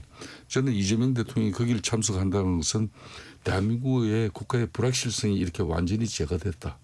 그래서 대한민국의 민주주의는 뭐 이렇게 참 대단하다. 그러면서 이제 다자간 내기 복귀를 통해서 본인이 이제 국익을 중심으로 이렇게 실용적 애교를 위해서 뭐 트럼프하고도 완전한 정상회담은 아니지만 그래도 보통 이런 G7 같은 국제기구 회의에서는 짧게라도 하거든요. 그러면은 훨씬 다음 이제 트럼프 대통령이 지금 이제 미국에 초청을 했잖아요. 그것도 골프 회담으로 가자. 그때 가면 상당히 좀 부드러지죠. 그러니까 지금 다음 달 7월 초순까지 결정하기로 한 이 간세 협상 이런 부분에 대해서는 이재명 대통령이 시간에 우리가 좀 쫓길 수 있기 때문에 뭐 상당히 유의미한 그런 뭐 미국 측에 좀 입장을 좀 전달할 계기도 되죠. 뭐 그걸 이 공간을 잘 활용했으면 좋겠어요. 네, 지금 당장은 아니더라도 이렇게 컨택을 자주 하고 해가지고서 그게 또 다 작성이 될 수 있다. 네. 준비만 되면 그건 저는 괜찮다고. 저도 얘기하는 상견례 차원에서 의미가 있다고 보는 겁니다. 안면을 좀 튼다고 해야 되겠군요. 그렇습니다. 지금 사실 근데 그 한미 정상 간의 통화가 이게 당일이 아니고 조금 며칠 지나서 이게 됐잖아요. 그래서 이제 약간 우려의 그런 얘기도 나오는데 이번을 좀 계기로 해서 좀 실제로 한번 대면 접촉과에 대한 얘기도 좀 기대해 볼 수 있지 않을까요? 그렇습니다. 그 자주 만나는 게 좋아요. 정상들도. 그러니까 우리나라 예를 들면 우리나라 외교부 장관이 과거에 막 너무 자주 바뀌었던 때도 있었거든요. 그러니까 외국 같은 경우 외교부 장관은 비교적 오래 그 임기 내 일을 합니다. 네. 왜냐하면 그 아무래도 그 외교부 장관끼리 만남을 자주 하는데 계속 그 새로운 멤버가 참여하면 그 사람은 그 또 얼굴 익히는데 시간이 걸리거든요. 그런 측면에서 뭐 아직은 이제 지금 외교부 장관 이재명 정부의 외교부 장관 임명이 안 된 상태에서 아마 그 전임 정부의 외교부 장관을 같이 가야 될 상황인데 그렇다 하더라도 그렇죠. 저는 뭐 그런 측면에서 지금 외교부 장관이 기존 외교부 관계자들하고 안면이 있으니까 도리어 낫지 않을까 이런 생각도 있습니다. 그래서 상당히 그런 부분이 전략적인 거예요. 그러니까 자기 진영을 완전히 자기 사람 중심으로 다 갖춰가지고 국제 무대에 대비하는 게 아니라 윤석열 정부에서 임명한 그런 외교부 장관 이 외교 시스템 뭐 이 부분에 대해서도 이렇게 그건 상당히 좀 자신감인데 저는 그런 측면에서 이제 특히 윤석열 전 대통령이나 문재인 전 대통령 같은 경우도 뭐 문재인 특히 대통령 같은 경우도 조기 대선 이후에 미국 측 대통령이 축하 전화가 하루 만에 왔거든요. 그렇죠. 윤석열 대통령은 반나절 만이지만 3일 만에 전화를 통화가 됐어요. 뭐 그런 측면에서 이제 이런 국제 특히 미국하고의 그런 관계를 뭐 이번에 가서 상당히 좀 미국 측에서 좀 이재명 이 체제에 대한 상당히 이제 관심이 크겠죠. 우려와 경계도 있고 뭐 그런 가운데 이제 이번에 가서 본인의 특유의 친화력을 가지고 국제 무대에서 잘 하면은 또 좋은 성적도 만들어 올 수가 있겠죠. 네. 국제 무대에서 이제 외국과의 이제 또 이렇게 접촉을 또 늘려가실 것으로 보이는데 대내적으로 봤을 적에 그 얼마 전에 그 민주당 그 전현직 지도부 의원들하고 또 이제 관저에서 또 회동을 또 하지 않았습니까? 또 국민의힘 김문수 전 대선 후보하고 또 통화도 하시고 그랬는데 이런 그 행보에 대해서는 지금 어떻게 보시는가요? 그 취임식하고 바로 그 국회의장 주관하는 오찬 회동을 했지 않습니까? 여야 당 국회 당 정당 지도자들하고요. 그리고 또 이번에 회동 등을 보면 또 김문수 후보한테도 위로 전화죠. 사실은 이런 것들이 저는 대통령께서 늘 강조하신 어떤 소통. 뭐 소통은 이제 여러 경로가 있죠. 제일 중요한 게 국민과의 소통. 그다음에 두 번째는 우리 각 그 어떤 사회단체들 이런 쪽으로 소통. 그리고 또 세 번째가 국회 정당들하고 소통인데 그런 측면에서 적극적인 소통 의지를 내비쳤다 이렇게 보고 더 이상 대통령과 야당 지도자들의 만남 또는 야당 뭐 관계자들하고 어떤 뭐 오찬이든 만찬이든 이게 더 큰 뉴스거리가 안 되는 시대가 됐으면 좋겠어요. 그러니까 좀 더 일상적인 만남 아마 그런 거를 이재명 대통령께서도 고민하고 아마 적극적으로 하실 것 같습니다. 네. 이렇게 좀 소통 이렇게 이재명 대통령 이렇게 당 안팎의 분들하고 또 자주 만나고 또 접촉하는 모습을 이게 당 임기 초반에 이렇게 보여주고 있는데 이 부분은 지금 국민의힘 김전 대표님 그러니까 이제 어떻게 보십니까? 윤석열 전 대통령의 실패의 가장 핵심적인 이유는 정치를 실종시킨 부분이거든요. 네. 그런 측면에서 이재명 대통령 같은 경우는 자신이 추구하는 그런 많은 국가 사회적 변화를 추동하여 나가기 위해서는 가장 정치적 협조가 이루어지는 거죠. 그는 여대 야소 정국의 힘의 위적하는 입장을 가지고 무조건 또 야당 시절 하던 그 방식을 그대로 지향적 대통령 권력 5년 통치 권력 가지고 있는데도 국회가 그렇게 가버리면은 금방 국민들 화나게 되죠. 저는 그런 측면에서 상당히 정치를 중요시하고 그런 소통이고 그런 측면에서 이제 이 여대 야소 정국에서 거대 입법 권력 민주당 중심의 어떤 소통보다는 비록 지금 107석의 예소한 정당이지만은 국민의힘 제1야당하고의 더 많은 소통을 통해 가지고 국민들이 이렇게 정치에 대한 불안 없이 또 권력에 대한 그런 불편함 없이 대한민국이 변화되어 나가는 그런 어떤 노력을 이재명 대통령께서 지금부터 차근차근 해 나가시면은 뭐 지금 이제 특히 지난 문재인 정권부터 한 8년 동안 윤석열 대통령 3년 동안 이 엄청난 이 사회적 갈등 양진영의 이 팬덤에 의한 절대적 어떤 정치 게임 이런 걸 이제 청산시켜 나갈 수 있는 그런 좋은 계기예요. 그런 측면에서 저는 어떤 형태의 소통이든 이 소통은 좋은 거다 이렇게 보고 있습니다. 네, 어떤 야당 목소리에 좀 귀를 기울여 달라는 그런 말씀으로. 그러니까 제가 한 말씀 더 붙이면은 특히 또 거대 입법 권력에서 이 대통령 뭐 여기 뭐 줄대고 말이에요. 무조건적인 또 이재명 대통령 용비 요청가만 내치면서 국민들 목소리 예면하는 그런 집권당 거대 이 제1당 민주당이 너무 그냥 그렇게 흘러가면 그러니까 민주당이 절대적인 국민적 신뢰를 가지고 대통령한테 쓴소리도 할 수 있고 대통령이 또 국정을 너무 또 거칠게 드라이브를 걸면 그걸 또 제동시키고 제어시킬 수 있는 게 민주당이 돼야 된다. 그래야 좋은 정부가 된다는 걸 꼭 저는 말씀드리고 싶어요. 네, 지금 김 전 대표님께서는 그러니까 대통령의 지금 그 행보에 대해서 말씀뿐만 아니라 또 민주당 또 그 원내 지도부에 대한 어떤 기대 같은 것도 겸해서 말씀을 해주셨는데 이번 주에 그 원내대표 선출도 있지 않습니까? 예, 그렇습니다. 지금 그래서 지금 내부적으로 또 변수도 좀 있을 것 같은데 지금 어떻게 분석을 하십니까? 글쎄요, 뭐 이 원내대표 선거가 김석태 대표님도 해보셨지만 제일 어려운 선거가 이 원내대표 선거입니다. 그 의원들의 의중을 하나하나 판단하기가 쉽지 않기 때문에 이번에 출마한 이제 서영교 의원 그다음에 그 김병기 의원 두 분이 이제 대결을 하는데 두 분 다 뭐 오랫동안 그 국회의원도 4선 3선이었고 그다음에 각종 그 당직들 최고위원들 하셨고 또 당의 그 사무부총장 등하고 뭐 여러 가지 당무에서도 밝은 두 분이기 때문에 누가 어느 분이 하셔도 다 잘할 거다 이렇게 보입니다. 다만 이번 원내표 선거는 첫 번째 우리가 변경된 당원 당규가 적용되거든요. 의원들 80%에 그 당원 투표 20%가 포함되어 있습니다. 그래서 이게 이제 어떤 변수가 될지 대략 20%라고 하면 의원들 한 34명 정도 우리가 170석이라고 기준하면 34명 몫의 그 표가 이 당원들한테 반영되기 때문에 34명이면 이거 적은 표가 아니거든요. 보통 일반적으로 그 큰 변수가 없는 한 이 원내대표 선거는 10표 2표 이내에서 왔다 갔다 하거든요. 그런 측면에서 34표면은 그 결과를 뒤바꿀 수 있을 만큼 큰 변수가 된다. 그런 측면에서 매우 흥미롭게 한번 지켜보겠습니다. 네.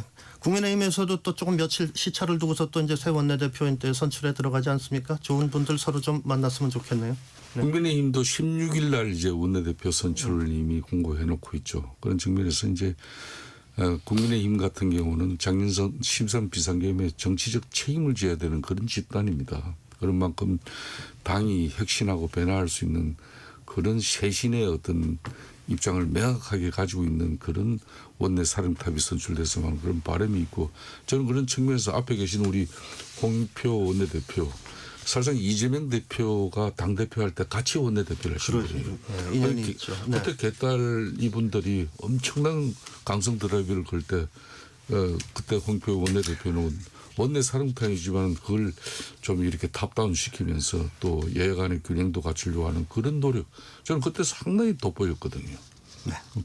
그런 우리도 원내대표가 좀 뽑혔으면 하는 바람이 있어요. 네, 이렇게 또 칭찬으로 마무리해 주시니까는 토론이 좀 더 품격 있어지는 것 같습니다. 오늘 품격 토론 여기서 마무리하겠습니다. 두 분 감사합니다. 고맙습니다. 예, 감사합니다.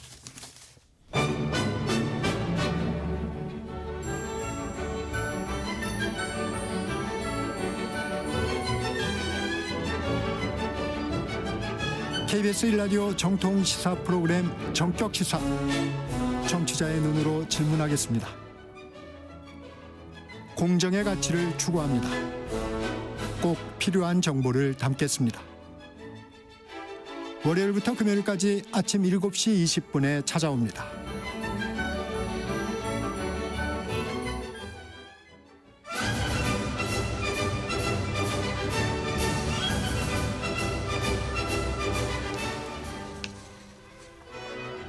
네, 스포츠 소식 알아보겠습니다. 먼저 배드민턴 여자 세계 랭킹 1위 안세영 선수 관련 소식부터 먼저 알아보겠습니다.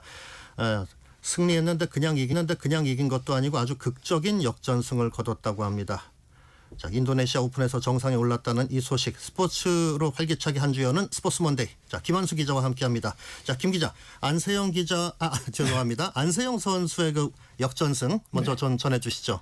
네, 아마 그 인도네시아 오픈 결승 당분간 이제 잊지 못할 명승부가 될 것 같아요. 사실 왕제이 선수하고 붙었는데 왕제이 선수하고는 워낙 그동안 많이 이겨왔기 때문에 쉽게 풀어갈 거라고 생각했거든요. 네. 근데 첫 경기를 21대 13, 8점 차로 내줬어요. 예.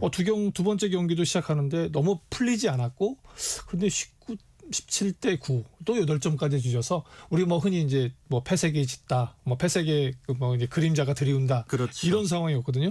근데 바로 그 순간에 대역전의 그 발판이 마련되고 안세영 선수가 안세영답게 이제 경기를 하기 시작했습니다. 그래서 순식간에 6점을 따라붙어서 17대 15, 2점 차까지 따라붙었거든요. 그러면 왕지 선수 어느 정도 반격을 할 것 같았는데 의외로 그 반격이 무뎠어요. 그러다 보니까 동점이 돼버렸습니다. 18대 18, 기선을 뒤집으니까 21대 18까지 역전을 해서 세트 스코어 1대 1. 그럼 보통 이제 이렇게 주도권을 가져갔을 때 세 번째 세트는 안세영 선수가 주도하게 되거든요. 그렇죠. 그런데도 첫 판은 또 말렸어요. 그래서 6대 2까지 뒤지고 있는 상황인데 거기까지였습니다. 딱 거기까지 정신을 딱 차리고 안세영 선수가 드디어 안세영다운 플레이를 하기 시작하니까 경기는 쉽게 풀려기 시작했고요. 결국 21대 15, 2대 1 역전승, 이렇게 승리를 거뒀습니다. 올 시즌 6개 대회 나갔는데 5번 우승했어요. 지난 싱가포르 대회에서 천이페이라는 선수한테 한 번 졌는데, 사실 그래서 이번 대회에서 왕지 선수가 또 지는 거 아니야? 그래서 중국 선수들에게 어떤 트라우마가 생기는 거 아니야? 그랬는데 사실은 그 반대였습니다. 이렇게 되면 이제 왕지 선수 당분간 안세영 트라우마에서 헤어나기 힘들어요. 그렇게 되면은 천이페이 선수 부상이고 안세영 선수 이렇게 그 왕지마저 이렇게 트라우마에 빠뜨리면 당분간 정말 안세영 천하가 계속될 것 같습니다. 네, 안세영 선수가 절대 강자의 위치를 좀 확인을 했고, 경기를 보신 분들은 정말 명승부를 보신 셈이 됐겠습니다. 네. 지난주 스포츠 소식 가운데서 또 빼놓을 수 없는 게 우리 축구대표팀, 남자 축구대표팀 소식인데 11차례 연속해서 월드컵 본선 진출에 또 성공을 했죠. 네, 현충일 날 새벽이었습니다. 사실 경기를 시작하기 전만 해도 원정인데다가 또 이라크에서 30년 만에 경기를 하게 되고 또 날씨가 워낙 무더워서 우리 선수도 쉽지 않겠다 이런 상황이었거든요. 근데 선발 명단을 보니까 손흥민 선수마저 이제 제외가 돼 있어요. 전체적으로 어려운 상황이 지속될 것 같았는데 전반 26분에 극적으로 분위기가 바뀝니다. 이 알 하마디 선수가 발을 높이 들었는데 우리 선수의 얼굴에 맞았어요. 처음에는 죄송합니다. 처음에는 그 옐로 카드를 줬는데 VAR 본 다음에 퇴장 명령을 했습니다. 예. 그 다음부터 수적 우위를 앞세운 우리 선수들 거세게 몰아붙였고요. 근데 골로는 따르지 않았어요. 이강인 선수가 슈팅을 하면 골포스트 맞고 나오고 전반전을 너무나 아쉽게 끝나서 후반전 이러다가 비기는 거 아니야? 근데 사실 비기기만 해도 이제 그 11회 연속 본선 진출 확정 지는 상황이었거든요. 그런데 후반 18분에 이강인 선수의 패스를 받아서 김진규 선수가 가볍게 선제골, 너무나 정말 가볍게 넣었거든요. 그리고 한 20분쯤 뒤에 황인범 선수가 아주 정말 드라마틱하게 방향을 바꿔서 이번에 처음 합류한 전진우 선수에게 밀어줬고, 전진우 선수도 본인이 찰 수 있지만 달려들고 있는 오영규 선수한테 패스를 했습니다. 그래서 2대0 승리를 거뒀습니다. 뭐 전체적으로 보면 전반전을 빼고 나면 후반전은 이보다 더 완벽할 수 없다, 이런 경기를 치르게 됐고요. 그래서 아까 말씀하신 것처럼 1986년 멕시코 월드컵 이후 11회 연속 본선 진출 확정지었고, 1954년 스위스 월드컵까지 포함하면 12번째입니다. 12번 기록 가진 나라 전 세계에 한 20개 나라 되거든요. 그중에 우리나라, 아시아에서는 우리나라가 유일합니다. 예. 그리고 11회 연속, 이거는 브라질, 독일, 아르헨티나, 이탈리아, 스페인 다음에 우리나라가 포함되어 있습니다. 연속 진출이 그렇게 드물군요. 예, 그래서 중남미의 뭐 한마디로 최고, 그 다음에 유럽의 최고 국가들 사이에 아시아에서 아시아의 맹주로서 대한민국이 탁 이렇게 들어가 있습니다. 뭐 홍명보 감독 이기고 나니까 이제 조 1위냐 2위냐가 문제인데, 지금부터 이제 월드컵 체제에 접어들겠다 이런 얘기를 했거든요. 근데 이거 굉장히 부럽게 바라본 우리 주변의 나라가 있습니다. 바로 중국입니다. 네. 바로 앞 경기에서 인도네시아한테 1대0으로 지면서, 사실 피파가 중국을 월드컵에 합류시키기 위해서 출전국 수를 32개 나라에서 48개 나라, 12개 나라를 늘렸거든요. 그렇군요. 그런데 네. 지금 현재 그 승점 6점, 최하인 6입니다. 그래서 본선에 직행할 수도, 또 플레이오프에 나갈 가능성도 떨어지기 때문에 중국은 이번 월드컵에서 못 볼 것 같습니다. 그렇군요. 지금 우리는 어쨌거나 이번 11번째 연속해서 본선 진출을 확정을 했지만은 그래도 내일 또 경기가 있지 않습니까? 네, 내일 마지막 경기 10차전 쿠웨이트와의 경기가 있습니다. 뭐 지금 승점 19점, 요르단은 2위인 요르단이 승점 16점. 뭐 사실 비기기만 해도 또 이번에도 1위로 갈 수 있는 상황인데, 쿠웨이트를 이겨서 사실 지난해 그 아시안컵 이런 문제 때문에 요르단하고 아주 안 좋았잖아요. 그러니까 쿠웨이트를 그렇죠. 이겨서 요르단에 앞서는, 그래서 지난 아시안컵의 그런 트라우마라고 할까요? 우승 좌절의 그런 것들을 극복하고 가면 좋을 것 같아요. 근데 역대 전적을 보게 되면 9승 3무입니다. 아직 쿠웨이트한테 한 번도 져본 적이 없습니다. 그렇군요. 그러면 뭐 사실 다시 이기면 되는데, 이 경기를 굉장히 벼르는 선수가 있어요. 아까 말씀드렸던 두 번째 골을 넣었던 오영규 선수. 지금 보면 국가대표팀의 주전 스트라이커가 될 수 있는 상황이잖아요. 네. 대표 스트라이커가 될 수 있는 상황이라서. 근데 이 선수 인터뷰가 보면 스토리가 될 것 같다는 생각을 합니다. 어릴 때 공부 안 하고 책상에 앉아서 오로지 자기가 생각한 건 9번 자리, 지금 스트라이커 자리를 네. 꿈꿔왔던, 그리고 그것이 본인의 꿈이다. 그래서 이번 북중미 월드컵에서 이루고 싶다, 이렇게 되거든요. 뭐 내일 아마 서울 월드컵 경기장에는 붉은 악마들의 진짜 거센 응원이 있을 겁니다. 한마디로 축하쇼가 될 것 같은데, 뭐 카드 세션도 있을 예정이고요. 월드컵 본선에 진출하는 우리 대표팀에게 굉장한 힘을 실어줄 것 같습니다. 네. 아까 말씀 들어보면 이번 그 경기에서 어떤 그 특별한 개인기에 의존해서라기보다 팀 플레이에 의해서 이렇게 득점을 거뒀다는 점에서 더 의미가 좀 있지 않나 생각이 되고, 그 앞자리에 또 오영규 선수가 또 있기를 또 기대를 해보겠습니다. 네, 그렇게 축구는 우리 또 월드컵 본선에 진출하는 쾌거를 거뒀는데, 지금 K리그에서 이 경기 운영과 관련해서 좀 문제점들이 좀 지적됐다는 소식이 있어요. 네, 지난 그 토요일 경기였는데요. 전남과 서울 이랜드 3위, 4위를 달리고 있는 팀의 경기였는데, 사실 뭐 전반전은 굉장히 무난했어요. 전반 5분에 이제 호날의 패스를 받아서 전남의 이제 발디비아 선수가 선제골을 넣었는데, 그 2분 뒤에 이제 이랜드의 골부터 약간 좀 이상해졌습니다. 주심이 제대로 판정을 못하는 상황이 발생을 했어요. 골을 선언했는데 옵사이드로 판정이 되고, 뭐 그다음에 선수가 본인이 맞아서 선수가 항의를 해야지만 VAR 신청해서 그 페널티킥이 주어지기도 하고, 결정적인 상황은 이제 후반 17분 상황이었는데, 후반 12분에 이제 프리킥 상황이었어요. 그래서 전남에서 딱 그 프리킥을 올렸을 때 두 선수가 뛰어 들어가는 상황이었거든요. 근데 그 순간에 자세히 보면 이미 옵사이드 상황이었습니다. 아, 예. 근데 선수가 충돌했다고 해서 그 김호규 선수에게는 경고를 주고 그래서 퇴장을 만들어 버리고 페널티킥을 주는 상황이 발생했어요. 그런데 이제 다시 VAR이 VAR 요청에 의해서 VAR을 보고 나니까 그건 이미 옵사이드였고 반칙이 아니다. 그래서 퇴장된 선수가 다시 경기장에 들어오는 웃지 못할 상황이 벌어졌습니다. 뭐 경기는 1대1로 끝났는데 심판이 조금 주의해서 봤으면 이렇게 운영이 좀 촌극 같은 그런 느낌은 안 줬을 것 같아요. 네, 그래도 퇴장당했던 선수가 돌아온 건 다행이지만 그래도 그런 일은 좀 없었으면 좋겠군요.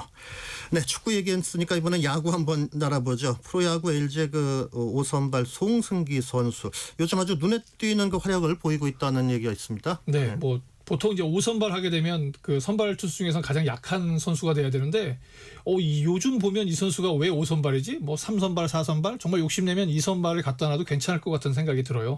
사실 지난 3일 NC와의 경기에서 팀을 3연패에서 구해냈고요.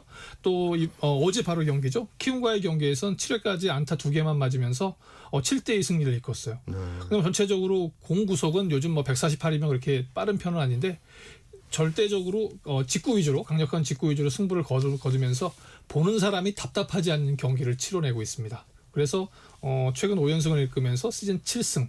뭐 중고신이라고 하지만 신인 선수가 7승씩 거두게 되면 남은 경기 있으면 사실 두 자릿수 승수도 가능하거든요. 이렇게 되면 뭐 충분히 신인왕 후보 될 것 같고요. 무엇보다도 평균 자책점이 2.30입니다. 국내 선수 같은 데는 가장 좋아요. 아, 그렇군요. 예, 뭐 유현진 선수도 있고 김광현 선수도 있고 많은 선수들이 있는데 송승기라는 선수가 올해는 정말 자신의 해로 만들어가고 있습니다. 네. 자, 국내 야구 봤는데 이제 또 해외 야구도 하나 좀 알아보겠습니다. 자, 이제 그 이정우 선수가 활약하고 있는 샌프란시스코 그리고 또 이제 김혜성 선수가 또 두각을 나타내고 있죠. LA 다저스. 자, 이 경기를 또 KBS를 통해서도 또 볼 수가 있게 됩니까? 네, 이번 일요일 날 이제 저희가 다행히 방송권 문제가 해결돼서 중계를 하게 됐습니다. 샌프란시스코 뭐 이정우 선수 굉장히 올 시즌 잘하고 있잖아요. 물론 이제 애틀랜타와의 경기에서 약간 좀 몸이 좀 삐끗한 것 같아요. 중간수로 선발 출전해서 3타수 1안타 친 다음에 허리 통증으로 2경기 정도 결장하고 있거든요. 근데 뭐 전체적으로 큰 부상이 아닌 걸로 봐서 일요일 경기에 나올 거로 보이고요. 사실 요즘 두각을 나타내는 말씀하신 것처럼 LA 다저스의 김혜성 선수. 뭐 LA 다저스에서 그 스타들이 즐비한 곳에서 미스터 유틸리티라고 불린다고 합니다. 어디 갖다 놔도 잘하는 올라운드 플레이어가 돼 있는데 오늘 그 시즌 첫 3루타를 신고했어요. 메이저리그 가서 첫 3루타 치고 2타점 올리고 또 중견수로 나서서 수비도 잘하고. 선발 출전했습니까? 네. 근데 보다 보니까 지금 타율이 물론 규정 타석을 채우진 못했지만 4할 1푼 4리입니다. 4할 때 타자 그리고 수비 잘하고 필요할 때 도루해주는 선수. 그런데 이 두 선수가 일요일 날 만나게 됩니다. 11시거든요. KBS ETV에서 중계할 예정인데 뭐 야구의 대표라고 할 수 있는 박용택 해설위원 그리고 메이저리그 전문가라고 할 수 있는 이희영 선수, 이희영 그 해설위원이 하기 때문에 정말 모처럼 야구 재밌게 볼 수 있을 것 같습니다. 같은 경기라고 해도 어디서 보느냐 또 누구의 해설을 통해서 듣느냐 이것도 또 듣는 맛이 달라질 것 같습니다. 김한수 기자 수고하셨습니다. 네, 6월 9일 월요일 전격 시사 오늘 순서 여기서 마치겠습니다. 진행의 김혜성이었습니다. 내일 아침 7시 10분에 뵙겠습니다. 여러분 감사합니다.